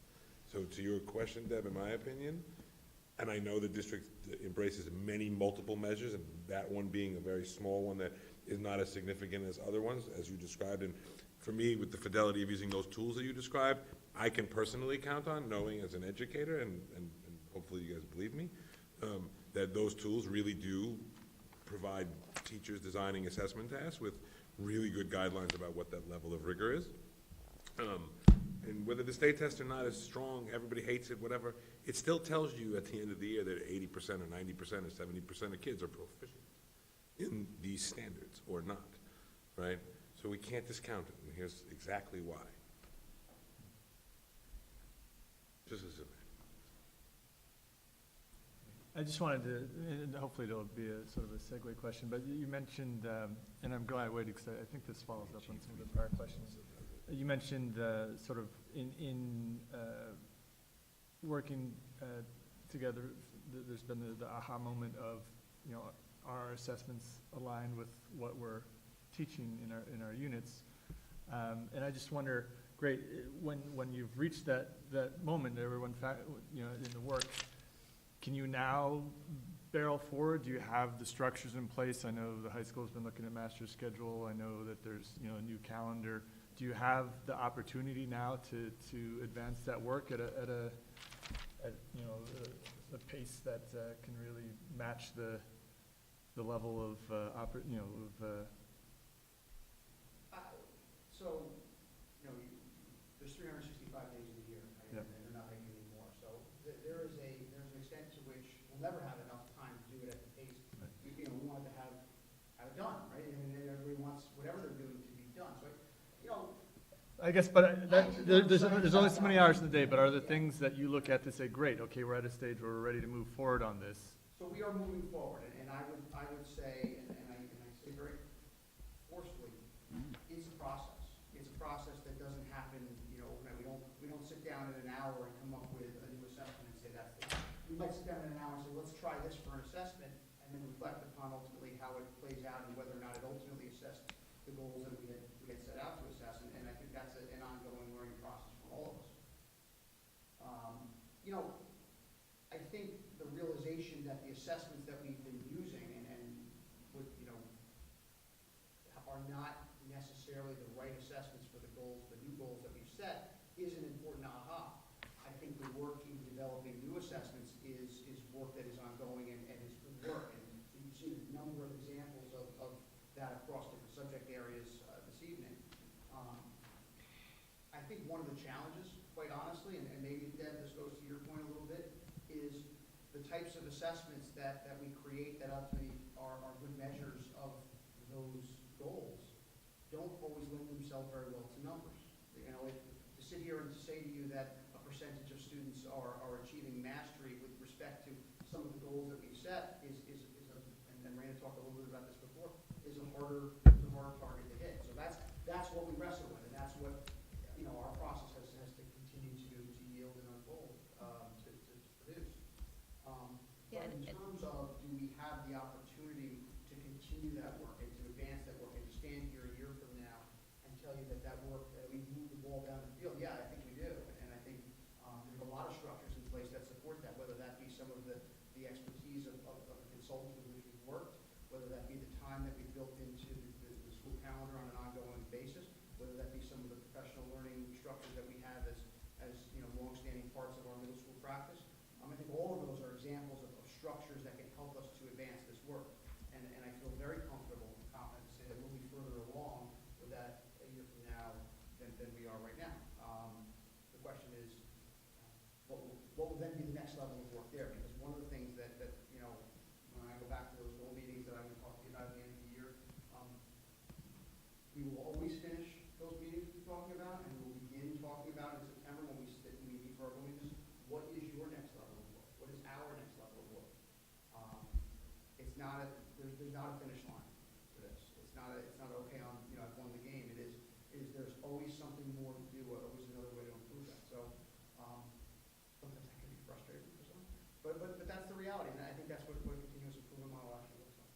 And so you're feeling comfortable with the systems that you have in place to advance that work? That Listen, I am proud of the work of our school. I'm proud of the work of our teachers. I think there's a lot of student work that provides evidence that you know, we're seeing things that they weren't asked to do before. So we go back and talk about rigor. There's more learning being placed in the hands of students. There's more of the cognitive load being placed on the shoulders of students. That's growth in rigor. That's growth in student thinking. You know, that's indicative of the type of things that we ask them to do and they successfully do. So yeah, I'm comfortable that we're moving in the right direction.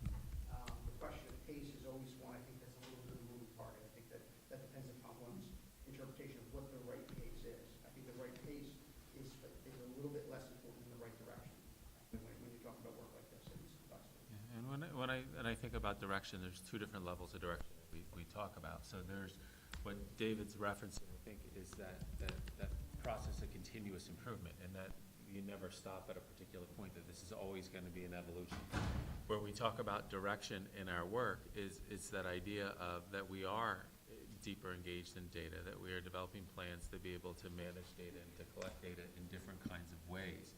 And the two are going to, the roads are going to cross, and that's the pathway that we're on, and we're going to be able to give some more direction on that, but we're not going to be necessarily arriving at a point where we're talking about that we're reporting that, you know, coming in and reporting that on a particular math unit that we have 75% of our kids that are at this level or that level.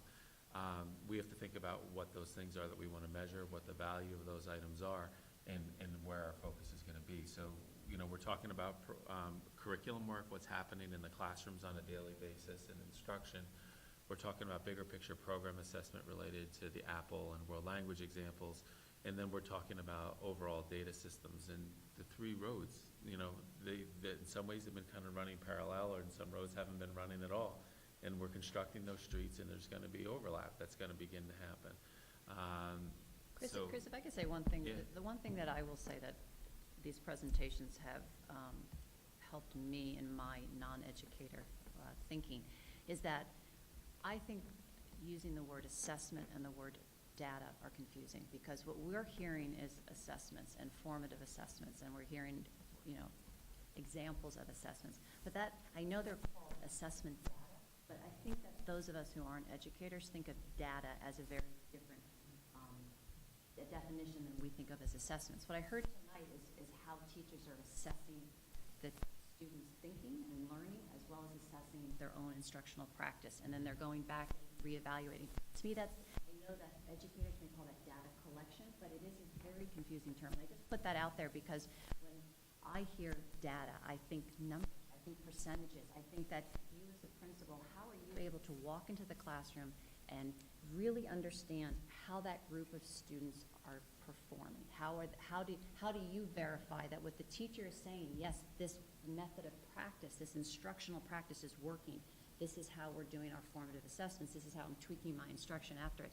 But I still, you know, I'm gladly along on the ride to hear what the next step looks like, because I find it curious. I can't imagine how somebody comes in and can understand how a classroom is performing. But anyway, I just put that out there, that data and assessment to me are, I know they're interchangeable, but I think it's a point of confusion for some of us. I think it's the, you know, the art and science of education, and I think what you presented tonight was very much the art of education and how you go through the process of bringing children along. Maybe what is missing for me and maybe for some of the others is the science.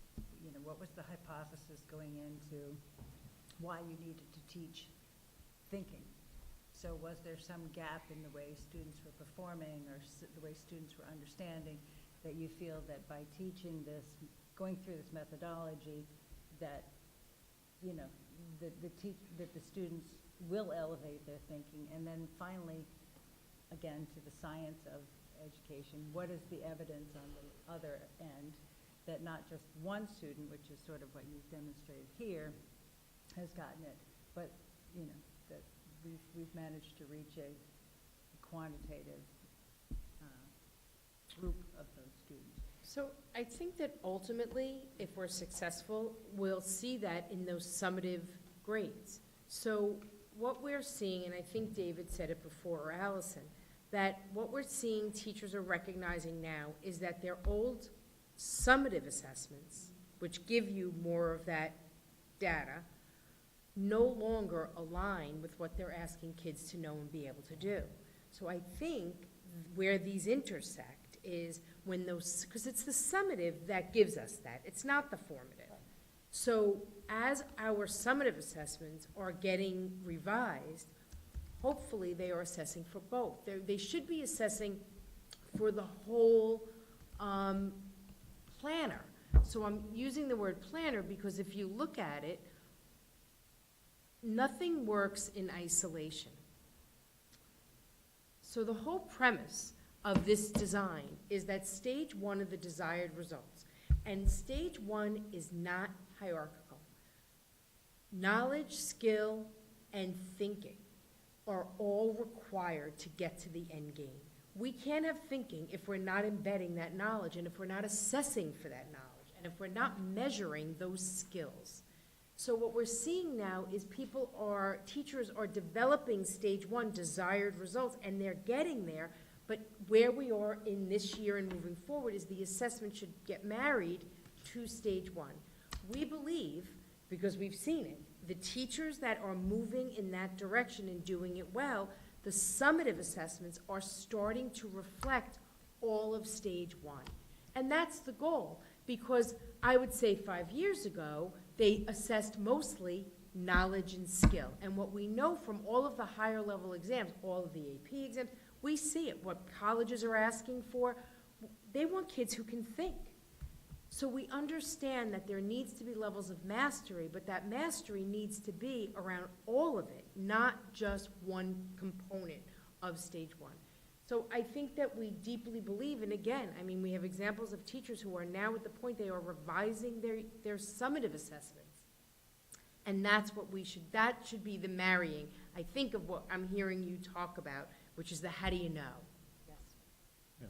And just to be clear, that's what you're saying is the question I was asking, which is, do the faculty have the time to do that work?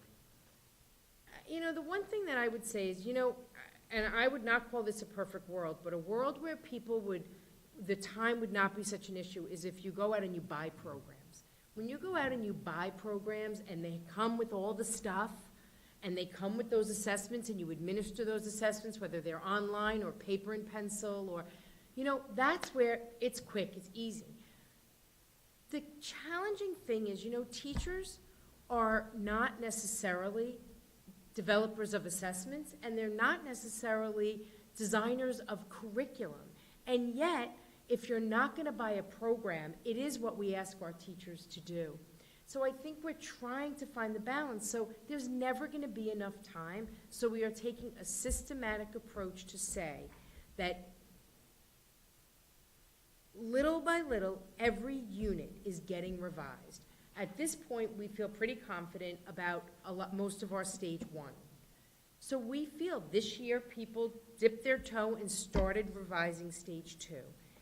Will it be done by June because we got these extra, how many hours do we have? 16 hours? Not likely. But will we make some headway with it? Absolutely. And the more skilled the teachers get at the formula of doing it, the faster it goes. So it used to take people like forever to do a stage 1 planner. People like sort of now get it. Like there's a system to it. There's a formula in a way to how you can think about getting it done. So, you know, I think we're trying to get it done as fast as we can. I would be lying if I didn't say some teachers are more engaged in it than others. Yeah. Well, I buy into exactly what you were stating earlier, that this is the way in which Irvington can really separate itself, move forward. It should be a model for other districts, and so to the degree that the board, the administration, whatever it takes to support that work, I think we want to be able to say yes. And I would just say that our world language consultant, when Ali Tempest, our world language department chair, showed the results of the Apple assessment, he was blown away. So he's someone who sees these kind of results elsewhere and then saw this here. Across the globe. Yes. Greg is everywhere, and he supports teachers, he supports this work, he does curriculum development. He is everywhere, and he is so impressed with the level of commitment across the board, our world language teachers have made to this work. The shift from last year where we just dipped our toe and teachers kind of getting results that maybe didn't feel quite as validating. And this year you walked into classrooms and they were working away at that speaking target. And eventually, the Apple actually has components. You can assess reading, writing. You can assess all of it. We right now bought into the speaking because that's where we're going, but it's obviously we're still doing the other aspects. We're still doing writing. We're still doing grammar.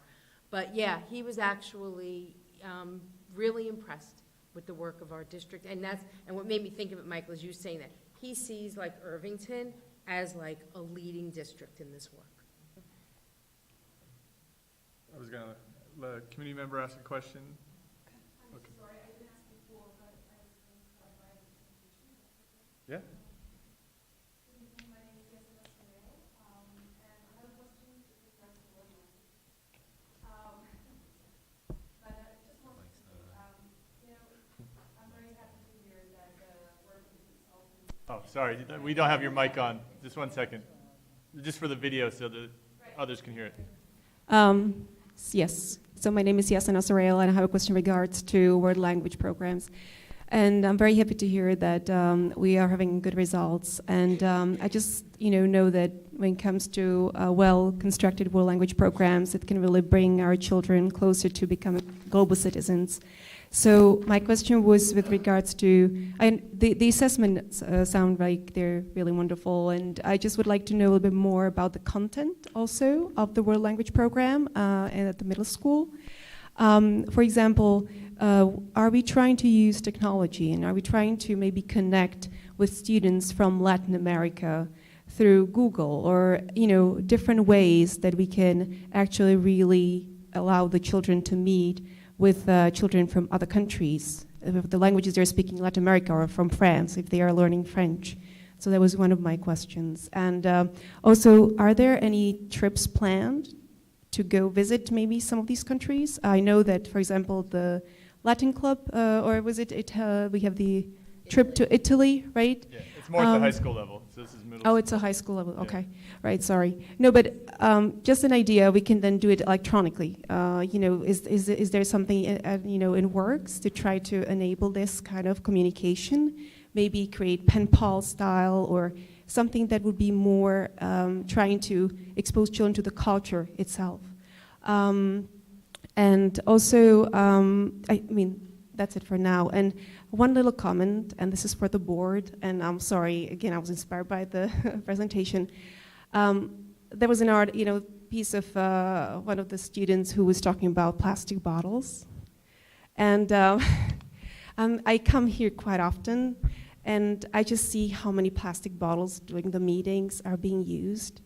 And I always try to bring mine when I can, when I don't forget. I just think it really makes a difference if we are trying to teach our children, in the district to try to use less, and we are ordering expensive bottle fillers. It would be really nice if also it would be possible for the Board of Education members to try to also bring their own, if possible. I'm sorry, it's just environmental comment. Thank you. So, are there virtual or pen pal connections at the middle school level? So it's funny that question comes up. One of the things that was actually going on this week when I was and we were all in our 8th grade Spanish class was that it turns out that there are students, or children, I should say, who have come to the United States from other countries who are living in the Abbott House, and waiting hopefully to have a foster arrangement made where they can stay in the country. And so students in our Spanish class, have to walk in on this, we're writing letters to the children at the Abbott House, trying to make connections. They're right there in our own community with students who are Spanish speaking to hopefully bolster their spirits as they go through a very challenging period in their own lives, as well as engaging with students outside of their own language in a more authentic way. So that's an example. With respect to the use of technology, one of the limitations in terms of virtual connections are time zones, unfortunately. It's a very logistical, mundane kind of a barrier. But I'm so sorry, Latin America is not that bad. I was talking about in general. So like you mentioned France, for instance, and obviously that is one example. We can try French Guyana. I'm sorry, we're going to try and we have to move along here soon. So I would say that is something that has been done. It's not something that we necessarily do right now. One area in which we have used technology, though, to try to enhance student speaking is through the use of Google Voice. That's one of the practices in our French class. It's used quite frequently. And then students actually engaging in conversation with one another that they record for the purposes of kind of reviewing their own speaking and their own dialogue for the purposes of reflection and self-assessment. That was a great example. My students, my children in middle school, I remember them calling the phone to answer a question and speak in French for a minute, and we all had to be quiet while they made it. I'm so sorry, but I think we need to take a 5-minute break, and then we'll switch to the high school presentation. Is there any way we could see about making it a little bit warmer in here? I just sent a text We're all message to somebody. about to, we need to walk around and Just generate some off. heat. Is there hot David water and in here? Allison, I certainly want to thank you. Yes. Yes, For a thank very you. informative presentation. And was when we excellent. come back, and we're going to hold ourselves to no more than 5 minutes because of the hour, and I apologize to my colleagues. But we need to delve into the important work at the high school, and we're going to do it tonight. Yeah. Thank you. All right, thank you. The fact that Maria asked it made my heart wiggle. Can I make a suggestion? Because exactly what we said. Pat, did you ask that question?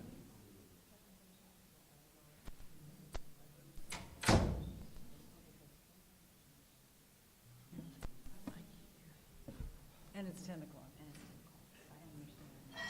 And we have an exec session after. And you have an exec session, you got a lawyer waiting, and otherwise I don't see it before we go away. Okay. Oh my God, it's freezing. That was a great presentation. Enjoy them. Nobody comes back to visit, as you can see. Yeah, well, Tanya Hunt does. Elaine, is there hot water anywhere? Like nearby, I can just get a cup of hot water? My feet are freezing. I don't. But there's no like spigot like there is in the I port don't even know if it's warmer outside. I know it's warmer in the hall. David, I'm sorry to bother you. There's not a hot water spigot Have a lot of on your end, is information there? to share, but it feels, I'm just gonna go out in the hall. Yeah, I'm gonna go outside. I don't know if it's any better. In Holland. I just hate, Well, your we stuff's found fine, ourselves in a position before, we ran into an hour like this, and we carried over the second half of that presentation.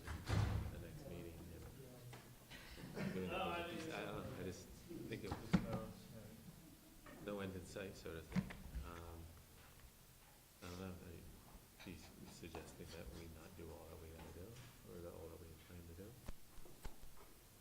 I'm not suggesting that, but I'm transmitting the suggestion that was shared by some other campuses. You mean moving it to the 19th? No, is there any way to, Oh, a special I meeting? mean, particularly some of the trustees have read closely. I feel like there's such a value add to what you're saying as you give this, share the presentation, that I don't know how we could I don't think shorten it. Yeah. I think we just have to do it. I think we have to do it, yes. And then we have, conversation about next year how to approach it. Mm-hmm. No, we're gonna move ahead and we're gonna do it. Probably should open the doors. Yeah. These doors, it's not air conditioned out here, so maybe we want some warmer air in. So Michael, did you sign everything? No. I've been busy Hello? I focusing know on you've been, this excellent okay, so presentation. all right, so you've been focused. All right.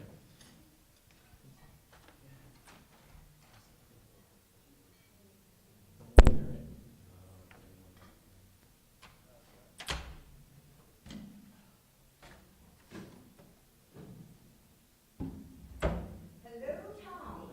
How are you? All right.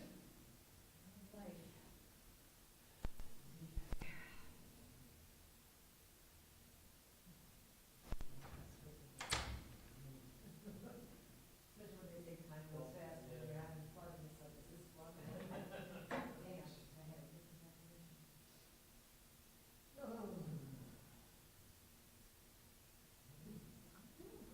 This is actually my last meeting. This is it? Really? Yes. Next up, and I'll wait for the 19th, and then hopefully we will be appointing.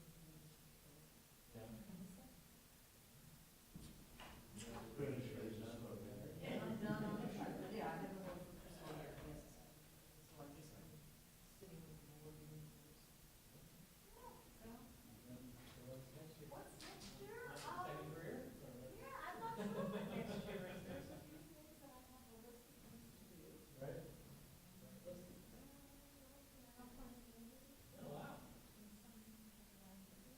Traveling, definitely.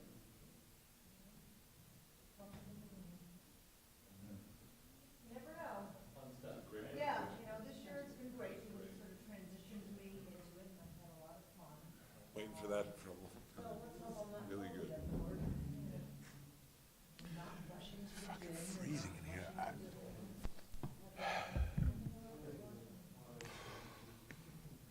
I wanted water so badly, and the thought of putting cold water to my butt, I couldn't do it. Well, it's the thing, Eating, like red hot.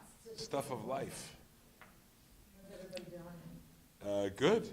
They're doing very well. I was, See that the year is almost over. I can't believe my son is going to be in 7th grade. I know, doesn't it feel like you just got to middle school? Can I tell you, this is a non-board related, this is a personal statement. I'm a middle school person my entire career. I don't know, my son walked into that school having a great deal of anxiety, just coming out of 5th grade, as you well know. And he is, I don't know what y'all did, or whoever did it. I know I pulled out the Southern, but I've never seen an adjustment like that ever in my life. It's like the opposite of what. I've been teasing him because he and his friend Sammy did history therapy. It was optional, so every time I see him, I'm like, "What's up with New Zealand?" Oh my God, it's all over my house. Because they went over there, and the two of them were like, It's all driven by lamb chops. "It's so funny though." But I said, "What?" I said, "How do New Zealand work?" And then Stuart was like, Have you visited New Zealand? No. No, That but seems to I be a said, hot spot. I did say, My mother went. to go now that you're an expert. But he even shows the. I'll gladly take him. And he shows the table here, that's where New Zealand is on the globe, and I was Oh, like. really? That's so him. Yeah, it was That's so literally like, him. he chose the table that was right here, he and Sammy. They That's were so pretty funny, but every classic. time now I'm like, what's up? But yeah, his it's just He's had amazing. a really nice. Yeah, incredible. Very happy guy. Shockingly incredible. I did not. I mean, yeah, totally. No, I know we discussed that, but it's just always happy. US. you know? And it's just only gotten better. Like, it just keeps getting better. And it's got nothing to do with popularity or nothing to do with grades. Neither. Like, forget about those things. Just in general. Just like the adjustment. He's dedicated to being organized on his own. Like, I don't have to, it's incredible. Yeah, can you bottle some of that for me? Organization is a continuum. Yeah, no. He's, by any means is he good at it. Don't get me wrong. He's getting better, but he's, Right, yeah. like, he's not good at it, but it's prioritized. Sixth grade team does a really good job I in would terms of just, helping them be I would organized. just settle for, take your rubric in your folder at night, put it in your bag. I would just settle for that. But, anyway, so, thank you. Thank you. She get like, what you do, God, slaughter a lamb? I mean, it's been knitting. Knitting? I've been Michael's knitting. been knitting under the Yeah, I can't thank you enough. No, these are nice clean giveaway that we didn't get to give away yet. So. Okay. Allison, I found Danya, so she was making a phone call. Thank you. Work on the situation. I'll go for that and some grammar. Literally, we'll work up all the Yes. on my lap. Yes, Thank you. there you go. Appreciate it. That's nice, I'll keep that one. Yeah. Yeah, that's better. Pita chips are good. I had a couple I'm pita good now. chips. They turned it up. Thank you, Mike. All right, so we're gonna delve back in, and again, Matt and Dave, we apologize for the hour. But we're gonna find a groove, and we're going to learn about the good work at the high school, have opportunity for question and move along. But the floor is yours, gentlemen.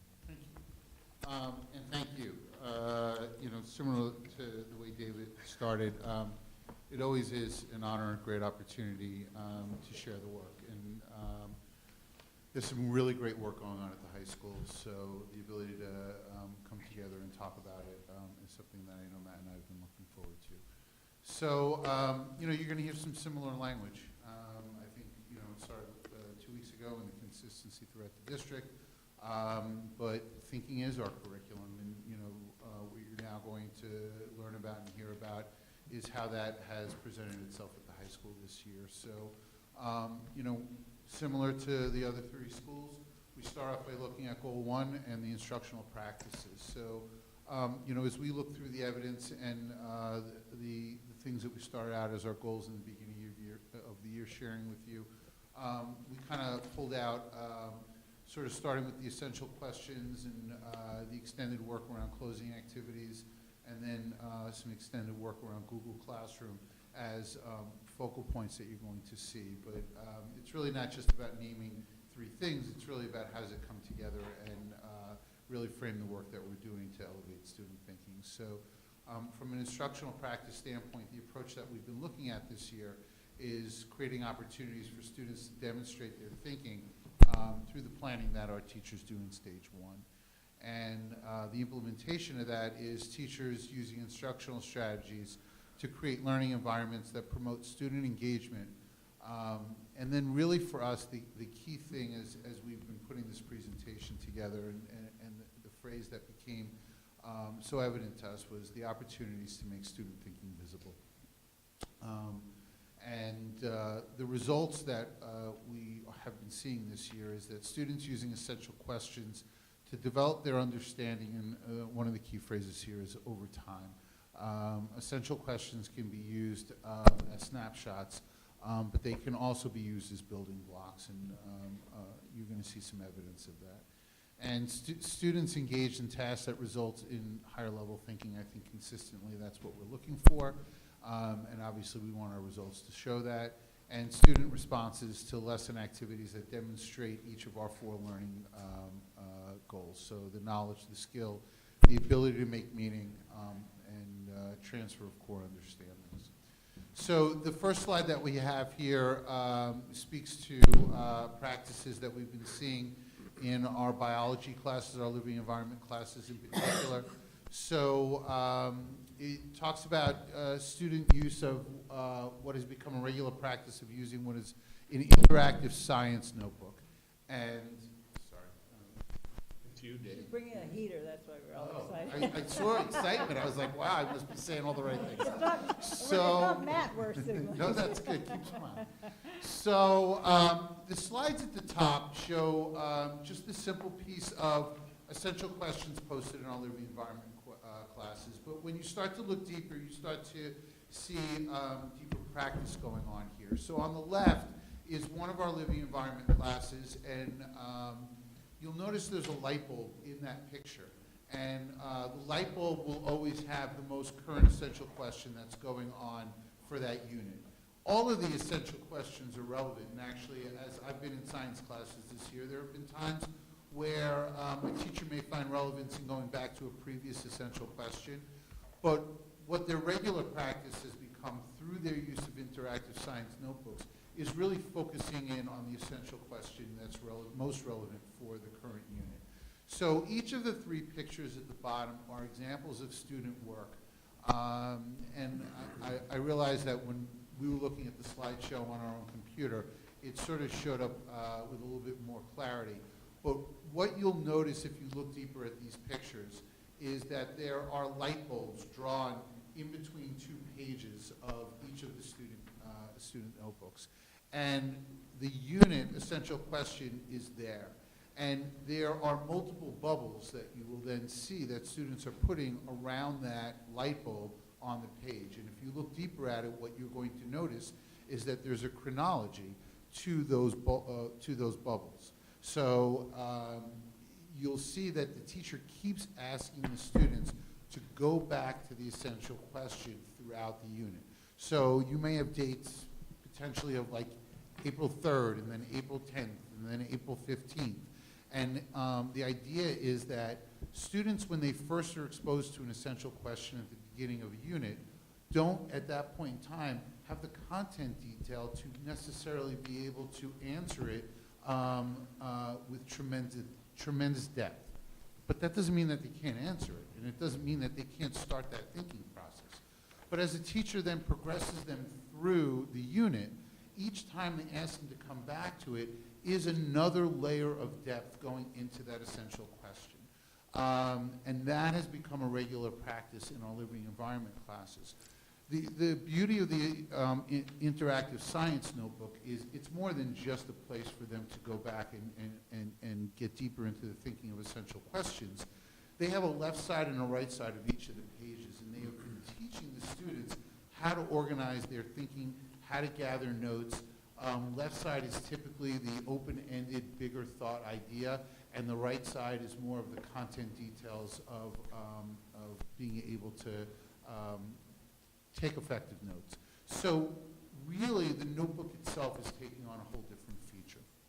And it leads... Can I ask a question? Sure. Would that be okay? Only because of the hours, I'll forget. That's okay. Is the notebook in its second year? The notebook is in its second. Is it only used in biology? Correct. Okay. I'll forget that in about No, 45 no, minutes. that's a good question. I want to get back to that. So here's really then where that culminates. So one of the examples here, I think is the one in the middle, is biology destiny. And that actually is one of the more recent essential questions that they've been using. So this is an example then of how it culminates towards the back end. So this is an example of one of the labs. It's the culminating lab in this unit. And they're working on genetics and DNA. And what they did in this lab is each group was given DNA strands. And they had to randomly drop them and then pair them up. And the students were in pairs, and the name of the lab is Making a Baby. And what's interesting is that every group is given the exact same DNA strands. But every group's interpretation of how the DNA is dropped and what it comes together in terms of the characteristics and traits of the baby that they create become their own exploration. And it's not about right or wrong, it's about how they interpret the DNA. And then ultimately, after they have that, so the pictures that you see here are then drawings that the students have to do. They have to draw the traits of the babies that they've created in their pairs. But one of the conclusion questions is biology destiny? So in this case, you have a student, I'm not going to read the whole thing, but a student is stating, it's a very complicated question with both yes and no as an answer, depending on your idea of destiny. Our genes dictate what we will look like, and what medical conditions we may or may not have. This would mean our parents control our destiny, as they're the ones giving us our genes, and on they go to really deeply ponder what this is about. So, you know, it's an example of how that thinking progresses through a unit. The next example that I want to show you is an extension of our work. I remember being here 2 years ago, Deb and Dave. I remember it was, I think, the first board meeting that you had attended, and we started to talk about our work that we wanted to get into around our math program, and eventually we said, you know, I think we're going to be moving forward with metamorphosis, and, you know, now we start to see some of the fruits of that labor. So, you know, here what we're looking at is what we call a rich task, and more specifically, we're looking at open-ended problem solving. So this was actually the culmination of 2 days of work, and I actually had the privilege, it was during one of my observation cycles with a teacher. And so what we're seeing is the evolution of how teachers are designing their lessons. So our math teachers, and quite frankly, our teachers in some other subject areas, have been very used to a scaffolded approach of providing students with layers of content and then checking their understanding so that they can get to precision and accuracy and they can get to right answers. You know, Metamorphosis has been teaching us to look at the teaching of math from a conceptual standpoint and really using much bigger open-ended problem solving to get there. So this is an example of students being faced with the essential question of what's the fundamental application of trigonometry. And essentially it's asking the question of, is the sine of two angles, A plus B, equal to the sine of angle A plus the sine of angle B? And there may be things that we learn at early levels of mathematics that may intuitively feel like that should be the answer. So what the students had to do here was they had to use their understanding of the unit circle, where they've already figured out the sine of 45 degrees, and they've already figured out the sine of 30 degrees, and they're asked to figure out if that's going to be equal to the sine of 75 degrees. And in the past, the teacher would have scaffolded them through it to essentially guide them to the understanding that the answer is actually no, it doesn't work out that way. Well, rather than that, through the observation process, the idea was to just present the students with the problem and to ask them to start to figure out why, and they had to almost design their own mathematical experiment to figure out. So they had the tools that they needed, but they had to figure out how to put that together and sort of create hypotheses and test it. So on day one, they really struggled with that, and they were working through it. And that was the day I had a chance to observe the class. And the teacher took a risk. It was a very different way for them to teach it. But the outcome of that is this exit ticket, where students definitely understood by the end of that lesson that the sine of A plus B was not equal to the sine of A and the sine of B. What they hadn't figured out yet was, what is it equal to? So they were able to see, and you see on the left, they were able to say that it's false. They were able to explain why. So they got to the point where they realized, well, they know the sine of 45, and they know the sine of 45 plus 45, and what it would be, and that's not equal to the sine of 90, which they knew. So they were able to prove that it's not the case, and then this last question was really what was important for the teacher. What do you want or need to know? And this student said, why this doesn't work. I'm still not exactly sure. And they almost in their answer sort of said, like, I like it when you just sort of scaffold me through the answer and I can get there, but I realize that there's something important going on here for me to kind of have to figure this out first. And then the beauty of this was it led to what happened on day two. And on day two, the teacher helped design really kind of a mathematical experiment for them to actually get there. So what you're seeing is two large Post-its of groups of 2 to 4 students working together. And the students started them with a large rectangle with an embedded triangle. And through that, they were given certain angles by name, A and B, and certain understandings because it's on a grid. So if it's a rectangle, they understand where there's parallel lines, and they can make certain assumptions about relationships. And they then had to design their experiment and eventually figure out the fundamental application of trigonometry and it is far more detailed than the sine of A plus B equals sine of A plus B. It includes cosine and all different relationships. And eventually, the students were able to present their findings and get to the answer themselves on day 2. The next example, and again, we're staying with math, is they're starting to use more prediction strategies. So on the left, students are asked to consider strategies for making a problem-solving plan through an open-ended question. So similar to what you're seeing here, like they had to figure out the problem-solving on their own, but that's a strategy unto itself. So one of the things that I saw happening in geometry as I went through a number of observations this year is this concept of make a plan before you start doing it. Our students have a tendency to just jump in, and they just start trying things, which is great, but if you kind of stop first and think your way through a plan, you have a better chance of getting where you want to go. So in this case, the question, this was an exit ticket, how does visualizing and making a prediction help us to understand a relationship? And there are two different student responses here, each sort of, sort of saying different things, but kind of unpacking their thinking. And again, important for teachers to be able to understand this is a skill that's trying to be taught over time. So it's not just these singular answers that are necessarily important to themselves, but it's how a teacher can keep cycling back to these types of questions to see how students are developing these skills. And on the right, this is an example of a geometry lesson that was co-planned with our teachers alongside our coach Metamorphosis and the outcomes that they have. So it was a unit on being able to categorize different quadrilaterals, and on this big post-it are mini grids similar to this big one that we see on the right here. They had mini ones where they had to figure out how certain different quadrilaterals were being created so that they could then categorize them. And then they had to paste them and create this chart. So in this case, we have a teacher reflection. And the teacher talked about sort of what their past practice would have been versus how it's evolving through their work with the coach. In the past, students would often experience difficulty in identifying the different characteristics of the family of quadrilaterals and where each figure fits into the hierarchy of parallelograms and trapezoids.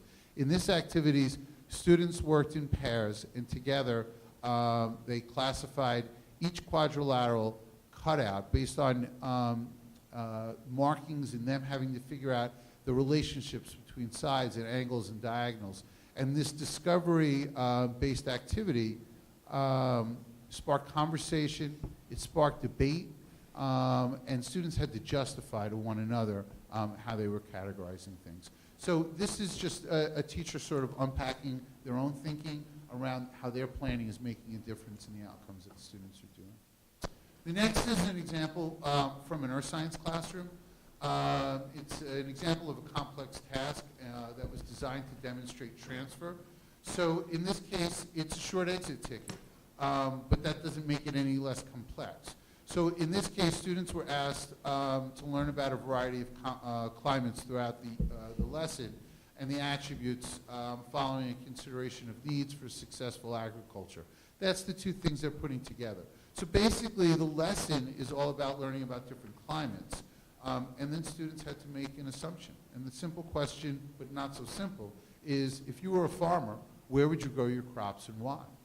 Make sure to fully explain your answers. So these are samples of two different answers that came out of the singular lesson. If I was a farmer, I would grow my crops in a wet grassland because, I'm sorry, I'm just having a problem reading some of it from here.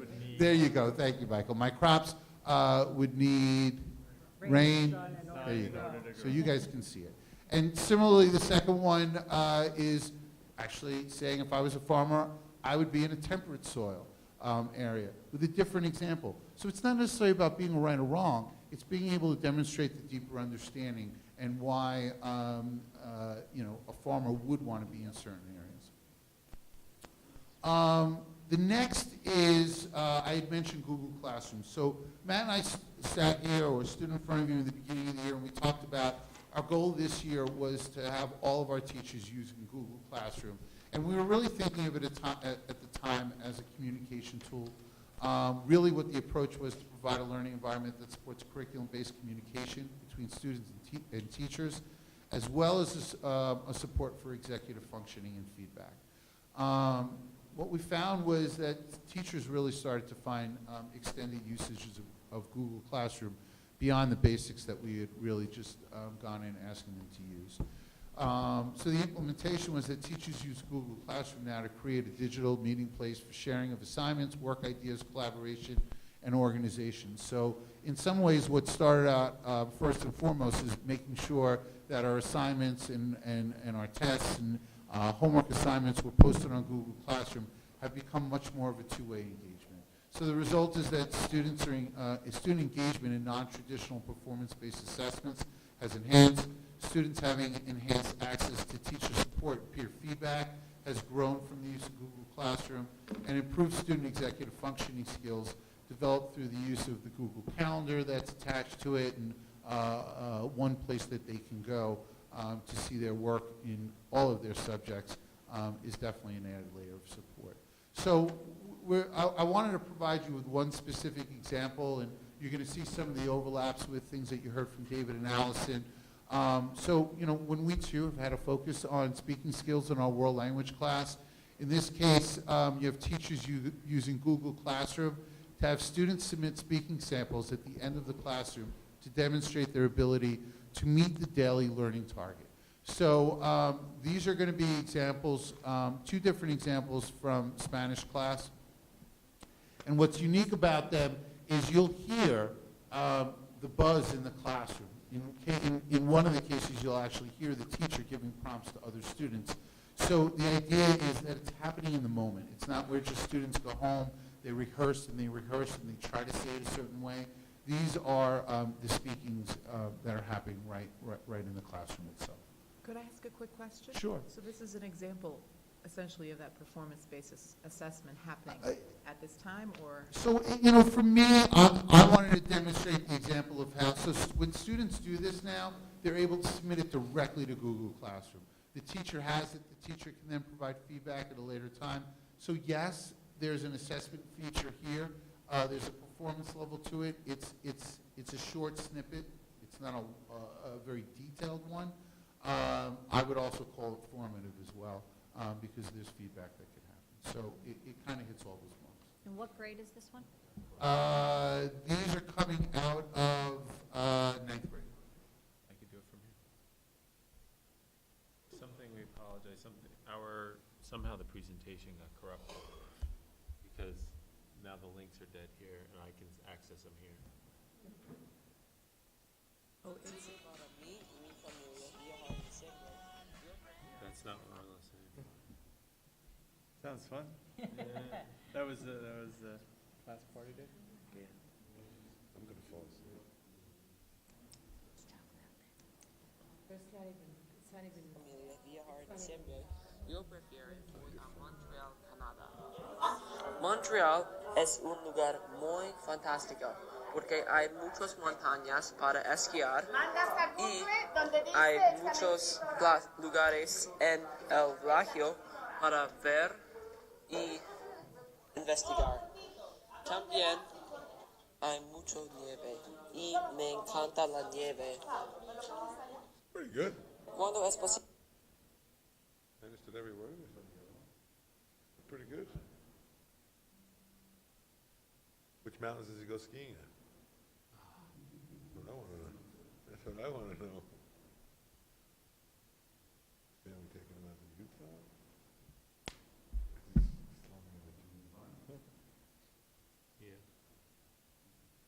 Yeah. So we had a second example of that. Good evening. So as you're going to find out throughout the evening, I know David alluded to it also, but there is a great deal of alignment between what we're doing here at the high school and what our colleagues at the middle school are doing. But I'd like to talk to you a little bit about the balanced assessment goal that we've been working towards this year, and how we're looking to help our teachers to learn how to create assessments that go after all of the different learning outcomes, the knowledge and the skill building and the making of meaning. And you know, Deb Deb, you raised a good point earlier about the traditional assessments, and the truth is that when we're looking to assess for the knowledge and skill, those things that we sort of look at, those paper and pencil tests, are really effective at that. Today we gave the global regions to our 10th graders, and there's a great deal of knowledge, just strict knowledge that students need to have to be successful in that exam. It's knowledge of dates and places and times, and it's critical in order to be successful, not only in the multiple choice section, but also when they're asked to write later. But even if we're talking about a math class, skills involving factoring of polynomials and things like that, those are things that we can easily assess, but we are looking to set a higher standard and look for a higher bar too. So we're hoping is that we can help our teachers to find ways of building really creative and engaging assessments that go after kids and hit them on a variety of different outcomes. So that's been the approach this year. It's been to help teachers to understand those different outcomes and to make sure they're aligning with their stage one work. And what that's turned into is assessments that are varied not only in that respect, but also just in their appearance. So formative and summative assessments, of course, but also really creative applications of the ideas that the kids are learning. So I'm going to show you in a moment, I'm going to sort of build to it because I'm excited by it. But I'm going to show you in a moment what we saw in the global classroom. And the teacher wants to be certain that the students really have good knowledge of the empires they've been studying. So it's the Russian Empire, or it's the different Chinese empires. But the teacher also wants to be certain that the students have acquired certain skills, the historical thinking skills that are really important in the unit. So that's, in this case, comparing and contrasting, the sourcing of information, the analysis of primary documents. And she wants to be able to give information back to the students afterwards that they can use to improve their work. So what she did was an autopsy report on a variety of different empires. And she started off by playing some music by Elvis and asking the students, why was Elvis so great? And what she should have done was ask first, do you know who Elvis is? Because the crickets that came after, why is Elvis so great, was disconcerting. But ultimately they understood that Elvis was great because of his notoriety and his fame and because of his place and time. And then she asked this question, so that's true, that is why he was great. Why did he die? And the students discussed it for a moment, and they came up with, actually, the reason why he died is the same reason why he was great. His notoriety made him wonderful, and then ultimately was his downfall. And she took that same concept, and she asked them to apply it to the empires they've been studying. And what you'll note on the left and right are two examples of the final product, where each group had studied a different empire. So on the right, it's a Chinese empire, and on the left, it's the Russians. And she created this autopsy report wherein the different enduring issues that they're studying in the curriculum each aligned to a different part of the body. So the government might be the head, and the religion might be the heart, and the trade and economy might be the arms. And she asked them to analyze the qualities of each of these different aspects of the culture by sourcing some information they'd researched on their own or through documents that she had provided. And she asked them to give an understanding of, so what was strong about your empire, where was it powerful, and ultimately what led to its downfall. And they worked on that for a few days. And then what was powerful was that after each group had finished their project, they each wrote a coroner's report and presented the coroner's report to their peers, the other coroners, so they could all understand some common themes that existed throughout all the empires, and they could also share in the knowledge they'd acquired. So I focused my energy on the Russian Empire, and I felt a great deal of knowledge about that. Maybe Dave's focusing on the Chinese.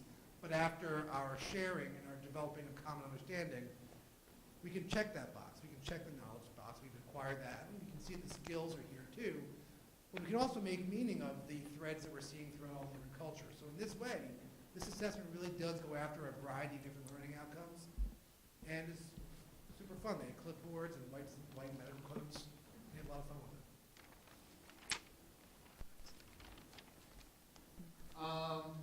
it.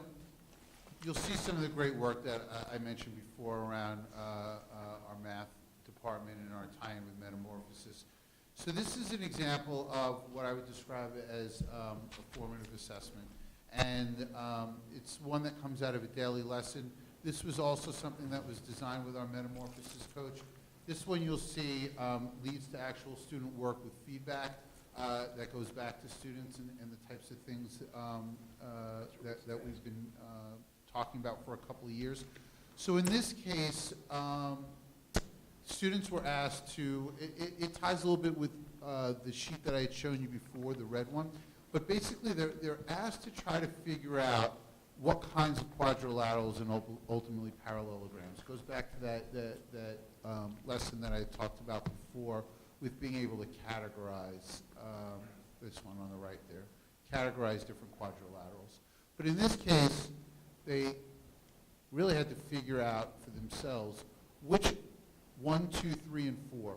So you'll note that it's on a coordinate system, and through that, the students had to figure out their current knowledge. So these are algebra students, they're 9th graders, and when this was the opening of the unit. So they had to tap back into their previous knowledge from 8th grade, and they had to start figuring out, what do I know so that I can start to create as much detail about these quadrilaterals as possible. And each one progresses. So 1 is a basic square that's purposely drawn parallel to and along the XY coordinate system. If you notice, 2 starts to shift itself. So it's not, it's not as simple as saying, I see that I have a horizontal line and a vertical line, and I can count the number of boxes and could probably intuitively tell you if it's a square or not. To the point where when they get to 4, it's actually not a parallelogram at all. So students were asked to have to figure this out. After they went through a whole lesson of that, ultimately, here was the assessment for the period. And the assessment was they had to create a square on their own that did not go along the horizontal and the vertical lines of the grid. So after this, they had to do it. They had to demonstrate and prove why it was a square, and then the teacher was able to give feedback. So on the left, and you'll see it's the same question that's asked both in the left and the right, is this question of how do you know? So students first went through and they proved it, but then the teacher is digging deeper into their thinking, asking them to revisit. How do you know? The other question on the left is, what does this tell you? And on the right, the other question is, it's really kind of a suggestion.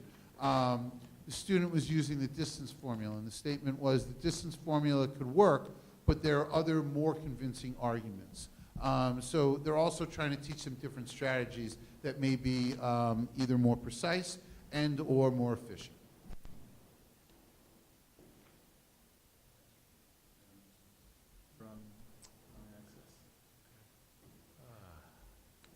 So along the same lines of interesting and sort of dynamic. Yeah, you think? Okay. I mean, we can talk about it. It's okay. I can do it right here. We can talk about it. And through that same lens of finding ways to be creative and get at that student's abilities, knowledge, and skills. This is an example from one of our English classrooms where students produced TED Talk. But really what this is an opportunity to start to foster some inquiry skills in our learners. We oftentimes talk about inquiry in the science and recently in the social studies classroom, but here in English class even, the teacher is fostering that sort of thought process and that research skill with students.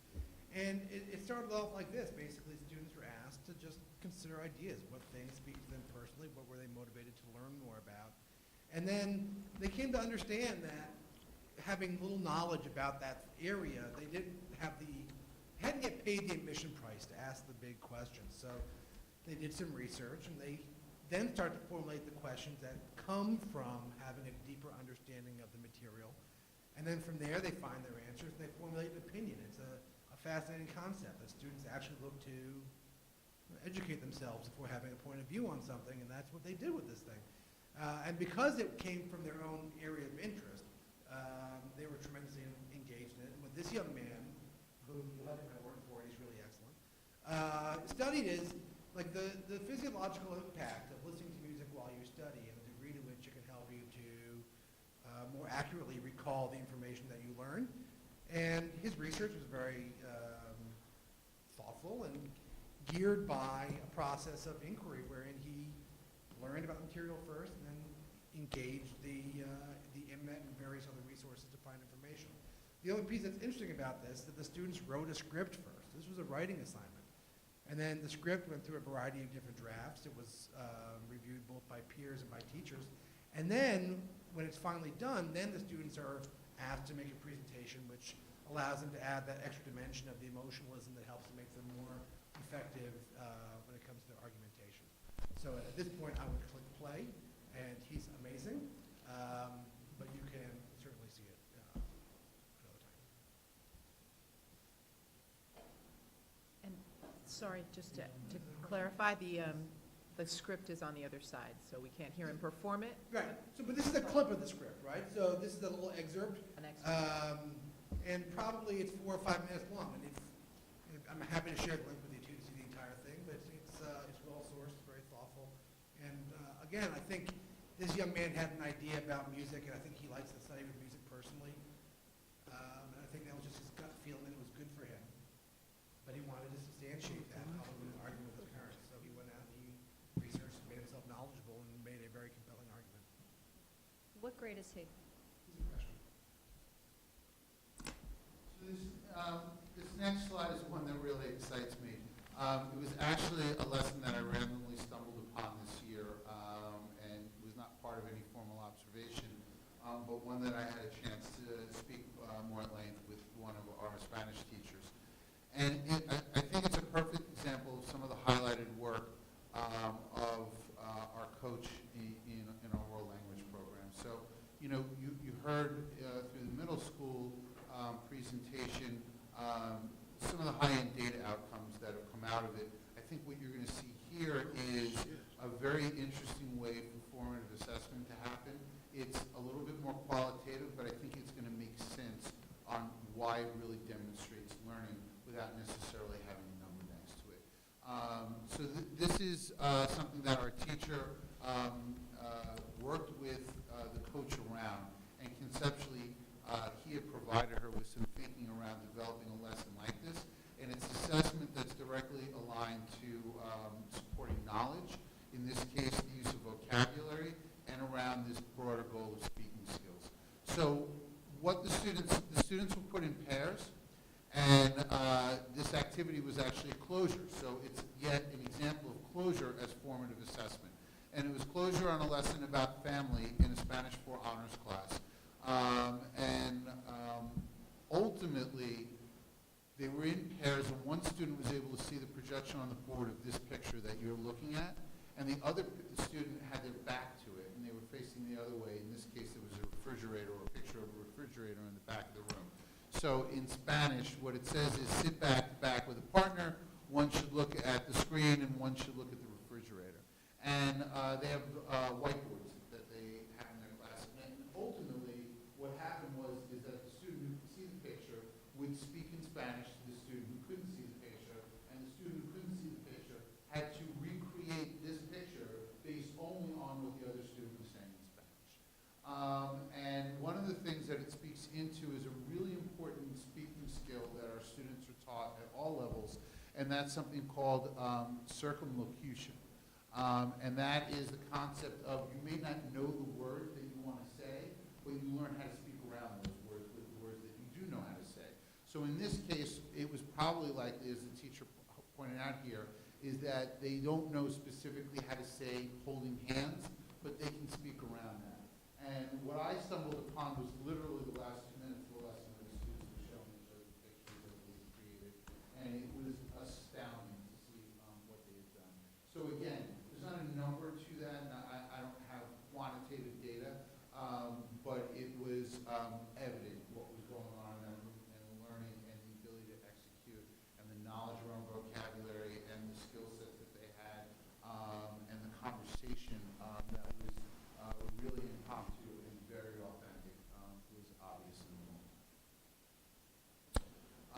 It leads to another thing that I saw in a Spanish class this year, and this is a little bit more specific along the idea of formative assessment.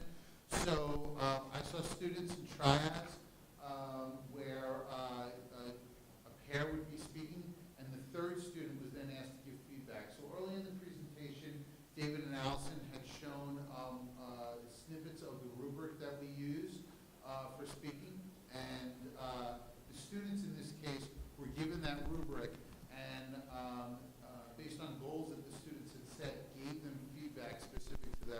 So I know it's fuzzy here, but basically what's happening is, if you look on the left, one piece of feedback says you elaborated very well and you used proper verb tenses.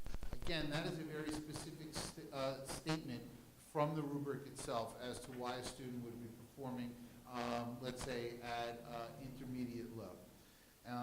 And then the next was an area of suggestion, try to keep the conversation going. So there's a certain stamina that we're trying to build within our speaking skills, so there's actually a level of technicality when a student is giving feedback like that as well.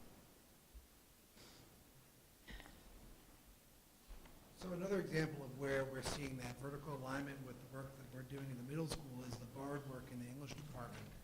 And what you see here is an example of how the English teachers have come together to start recrafting their writing prompts to create more open-ended writing assignments that have opportunities for students to take a non-linear thinking path to express their point of view, and to make it really more about the writer and less about the text.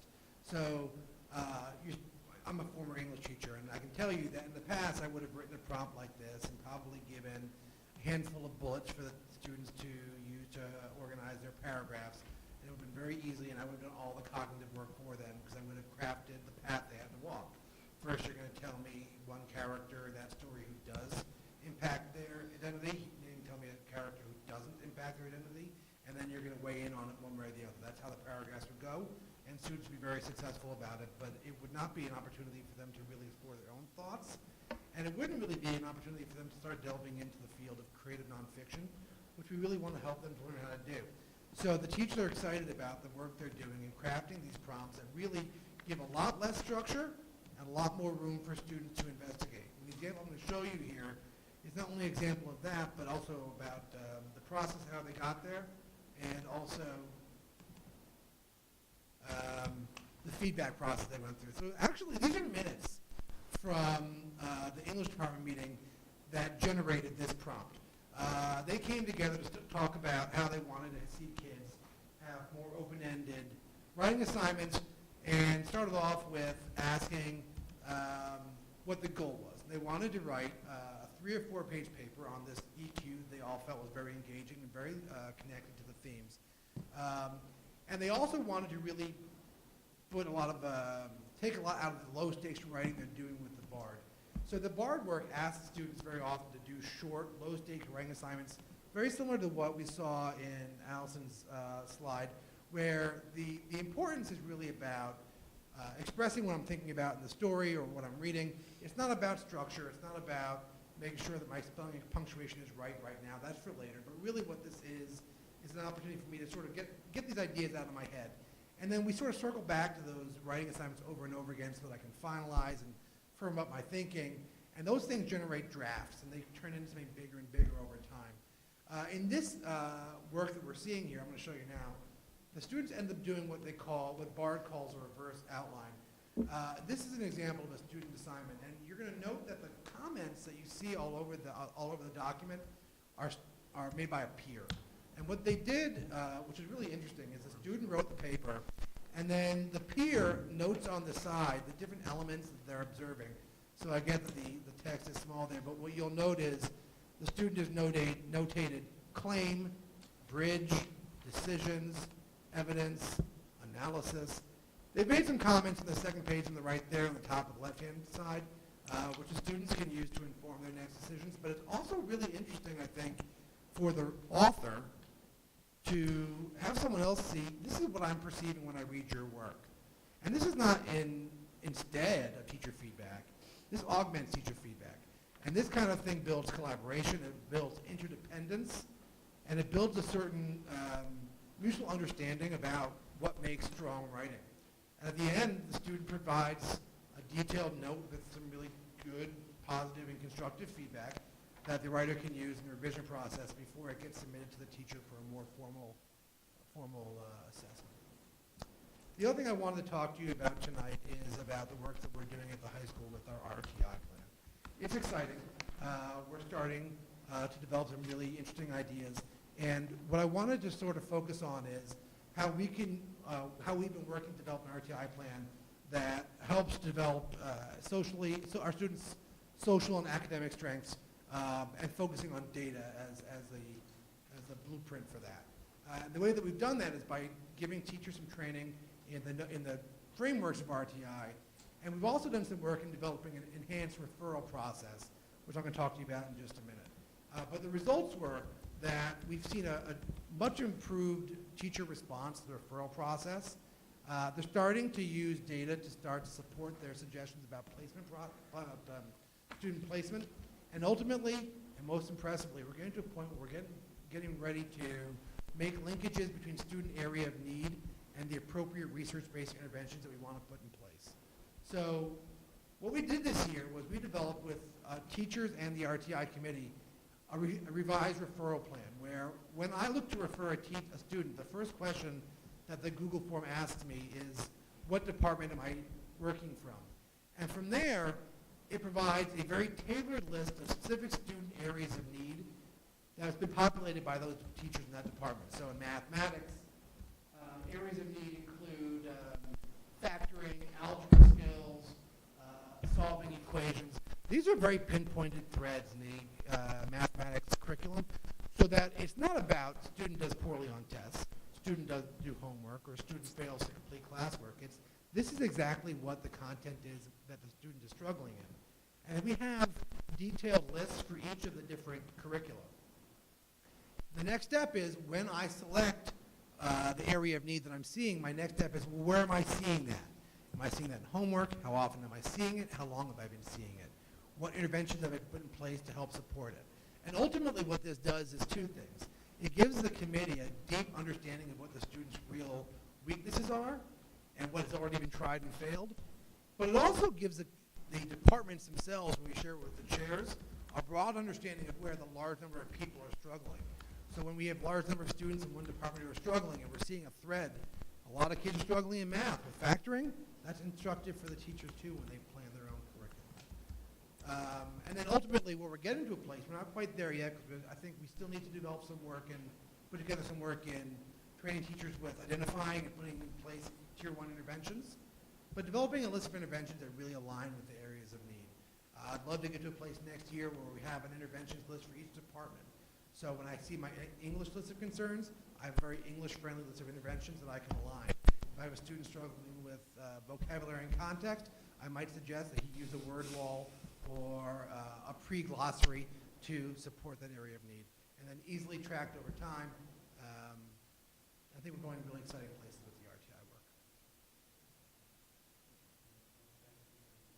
Thank you.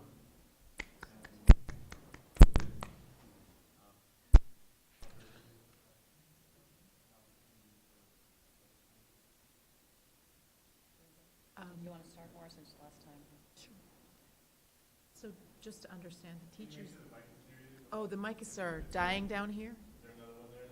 This one's dead and this one's, and yours has the same, I think they work. It works. Okay. That works. So let me get a little closer.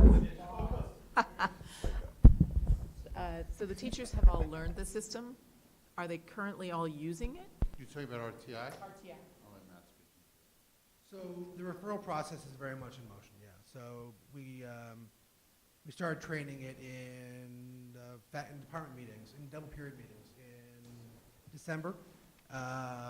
We had been using for the first 3 or 4 months of the school year the process that we'd used in the past, which was a little bit more open-ended. And but helping the teachers to use a referral process that really limited their ability to shortchange the information really helped them, and they got into it too because they ended up being able to really point to things they could substantiate, and it wasn't just hypothetical anymore.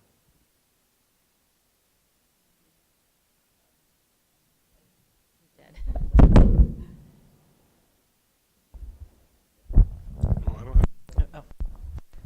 So just piggybacking on what Maura said, are all the teachers now at least doing the first level in terms of, your example with math, kids are having trouble with factoring. Is that now across the school at least being done, and the interventions now need to be developed more, or are we still not at the point where everyone is logging the data? I think we're still at a phase where we're still logging the data. I'm not comfortable saying that we're all rolling out tier 1 interventions. That feels like our next step for us. But I'm confident that teachers have a good understanding of the process of referral and starting to think about getting really strong at really pinpointing what the area of need is. And of course, that comes back to what Deb shared before. We get that information from our assessments. So when students are struggling in specific areas, that feeds a referral form. You know, I also think that it's a big shift in thinking at the high school level. You know, thinking of Tier 1 interventions and what does it really mean to try to support a student who's experienced struggle in the classroom. In many cases is a new way of being able to understand how to support kids. Often at the high school level, we've looked at the best ways through extra tutoring time or by making recommendations for what we would really call more Tier 2 and Tier 3 interventions. So it's been a very purposeful, slow rollout and really wanting to teach one phase at a time. You know, at least what though I find more interesting from a board level is less this particular student is having trouble in this area, how do we support them, but are we seeing 25 kids having trouble with factoring, and does that mean we need to look back at what was taught the year before or at the beginning of the year to reevaluate whether we're being successful at a macro level?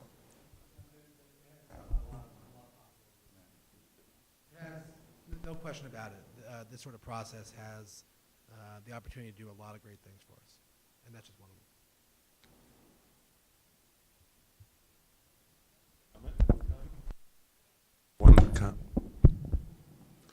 One comment.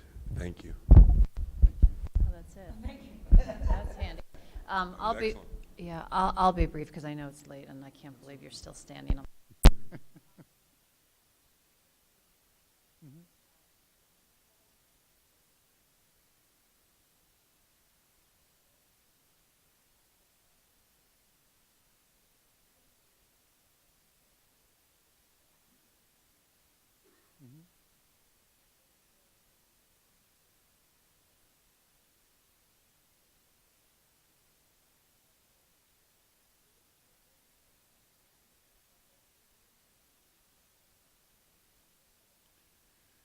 I think it's a work in progress.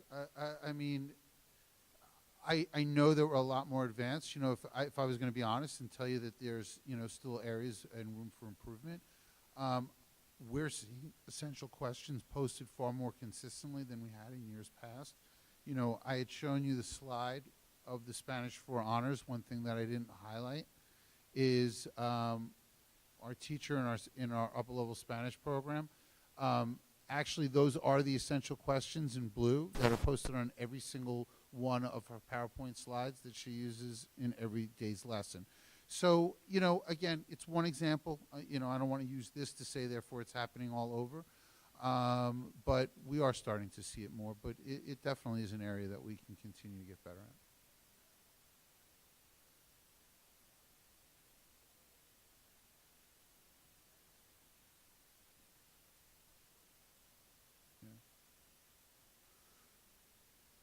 So I believe they're being used more consistently. Listen, philosophically, I'm not sure I'm here to tell you that I think an exit ticket needs to happen every single day. I think one of the things that have become really great conversations with teachers in post-observations and in goal setting and end of years is, you know, it goes back to that alignment. I heard David and Allison talking a lot about it, and you know, Raina speaks into it. It's the ability to make the distinction. So if I have, by the way, there are lessons that are going to be heavy in knowledge. There are going to be days where a teacher may do a lot more of the modeling and there's a lot of content that needs to get out there. That wouldn't be a day to do an exit ticket that is focused on the essential question. That might be a day that is a basic exit ticket or some sort of closing activity just to make sure that you feel comfortable that the students are getting that content that you want them to understand that day. So it's learning that alignment.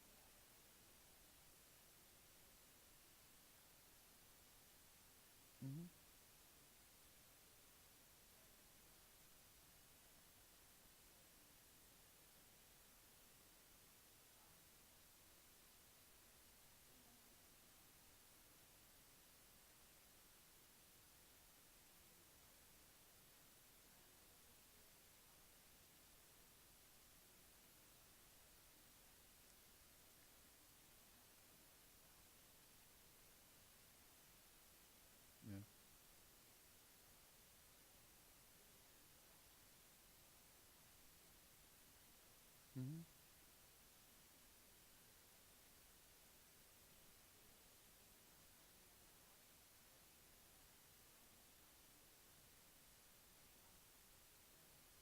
good question. Yeah. Well, listen, some of it is how do we work together as colleagues and learn from good work that's happening and expand it. So the ISN, the Interactive Science Notebook, is not the work of a single teacher. It's the work of the entire group of biology teachers. And obviously the work has not, well, not obviously, but to what you're saying, and I would agree, that work has not extended to, let's say, chemistry. While the ISN itself hasn't extended over to earth science, I've given you some examples there as well. So, are we seeing examples of EQs and things like that happening in chemistry? We are. But, it's interesting. In some ways, I would relate it back to some of the questions that you were asking David and Allison at the end of their presentation.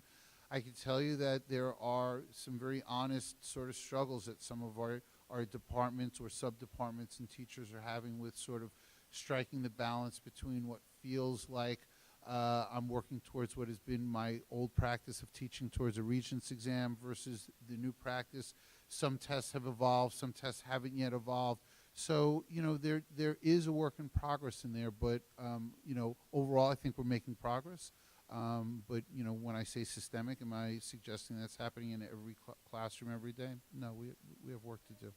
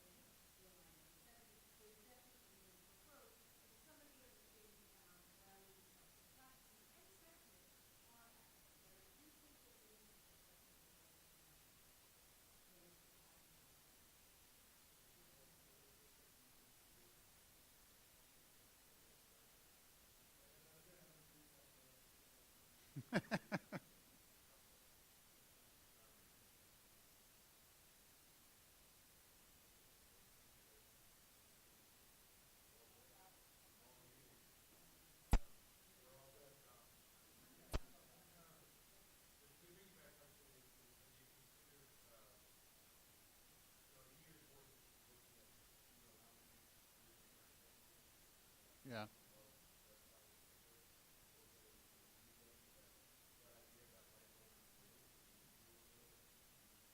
Mm-hmm.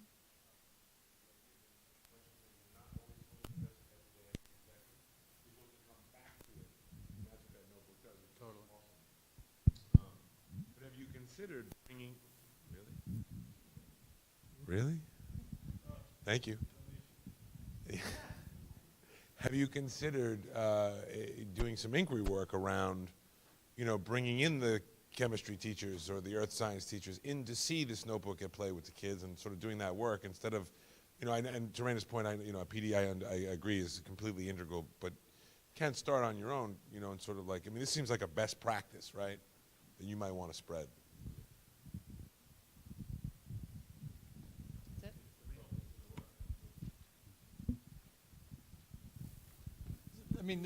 it? So variation on Deb's question that I've been trying to parse out. I'm still not there yet. Is just the approach, and that's what you were sort of speaking to as well. Is that depending on how whatever the concept is, depending on the approach, affects the buy-in. So, we heard it with the middle school. There's just just to simplify it, maybe there's a grinding away until there's a aha moment. Or there's, with the targeted learning, there's inspiration of working with someone who really knows it. But I'm wondering with, the idea of posting the EQs or using the EQs daily in a classroom, is that where is that something that administratively you said that this would be a good idea? Or, so then maybe the buy-in is a little harder. I guess that's what I'm trying to, as I see these different initiatives, that one seems, I'm just trying to, my perception seems like is that one that's maybe more being pushed and thus maybe, Someone's using the unit planner. Yeah. The whole part of the unit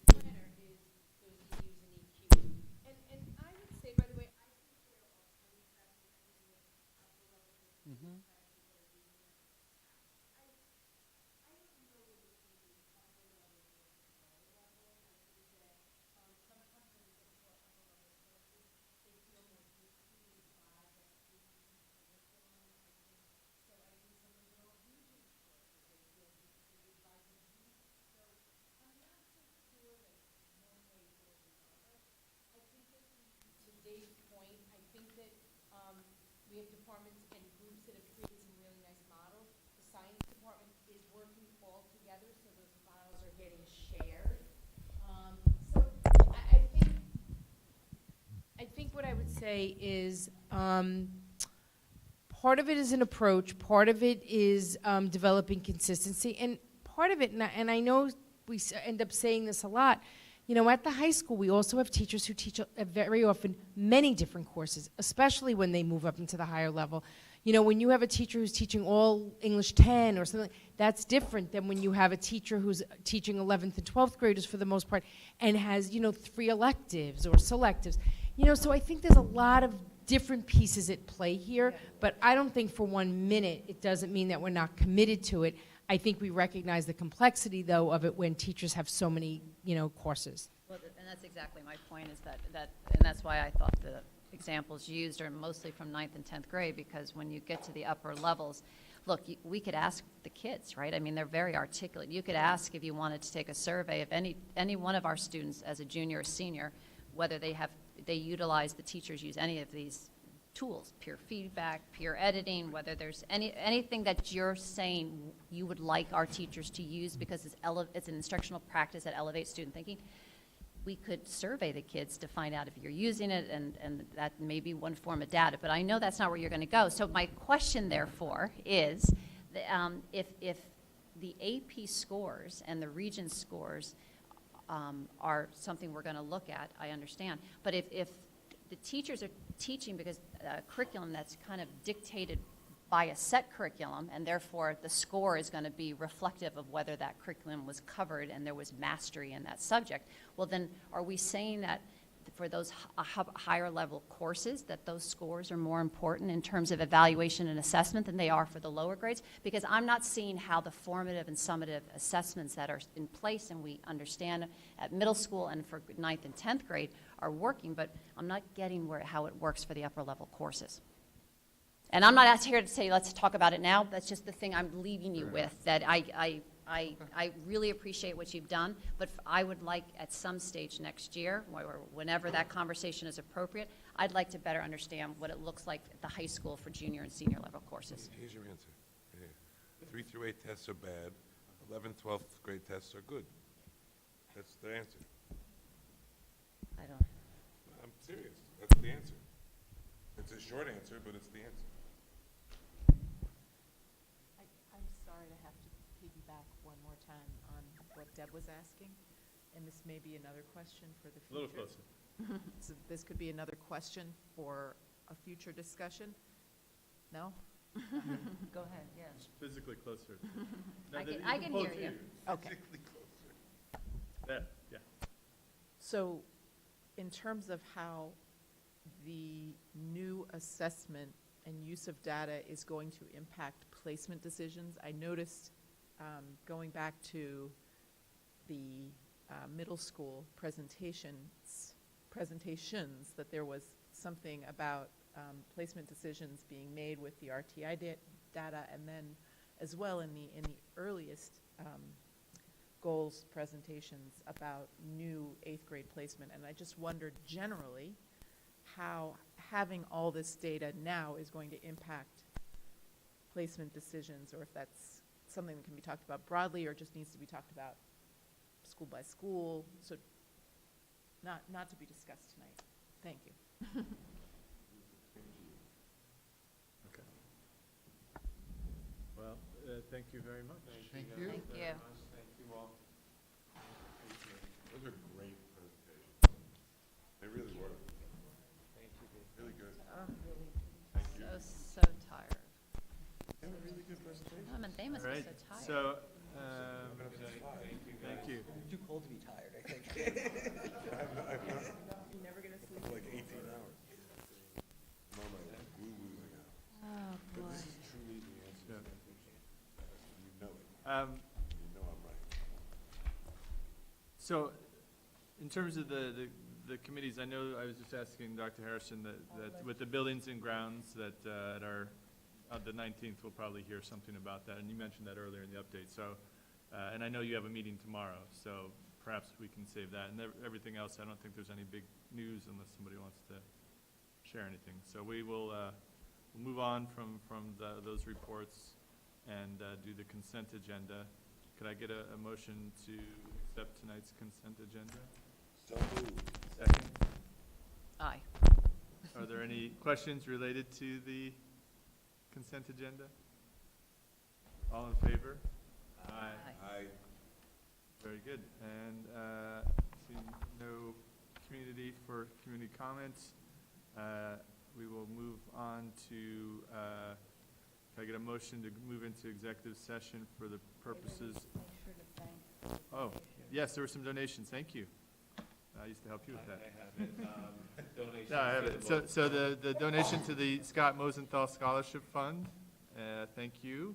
And to the Leonard C. Balducci Scholarship Fund, and to the Richard A. Ajek Scholarship Fund, and also to the PTSA, which has helped fund Trout in the Classroom, beware, and the IMS Literary Magazine, which I think I just saw out in the library. What is trout in the classroom?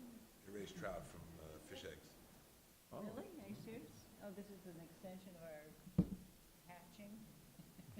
Chick hatching. I brought a trout We home gotta for feed the the weekend. birds. Mike, do you thank Artie for a really nice presentation last night? It was really beautiful. Yes, by the way, I guess that would be one nice update, is we were at the Senior Athletic Awards dinner last night.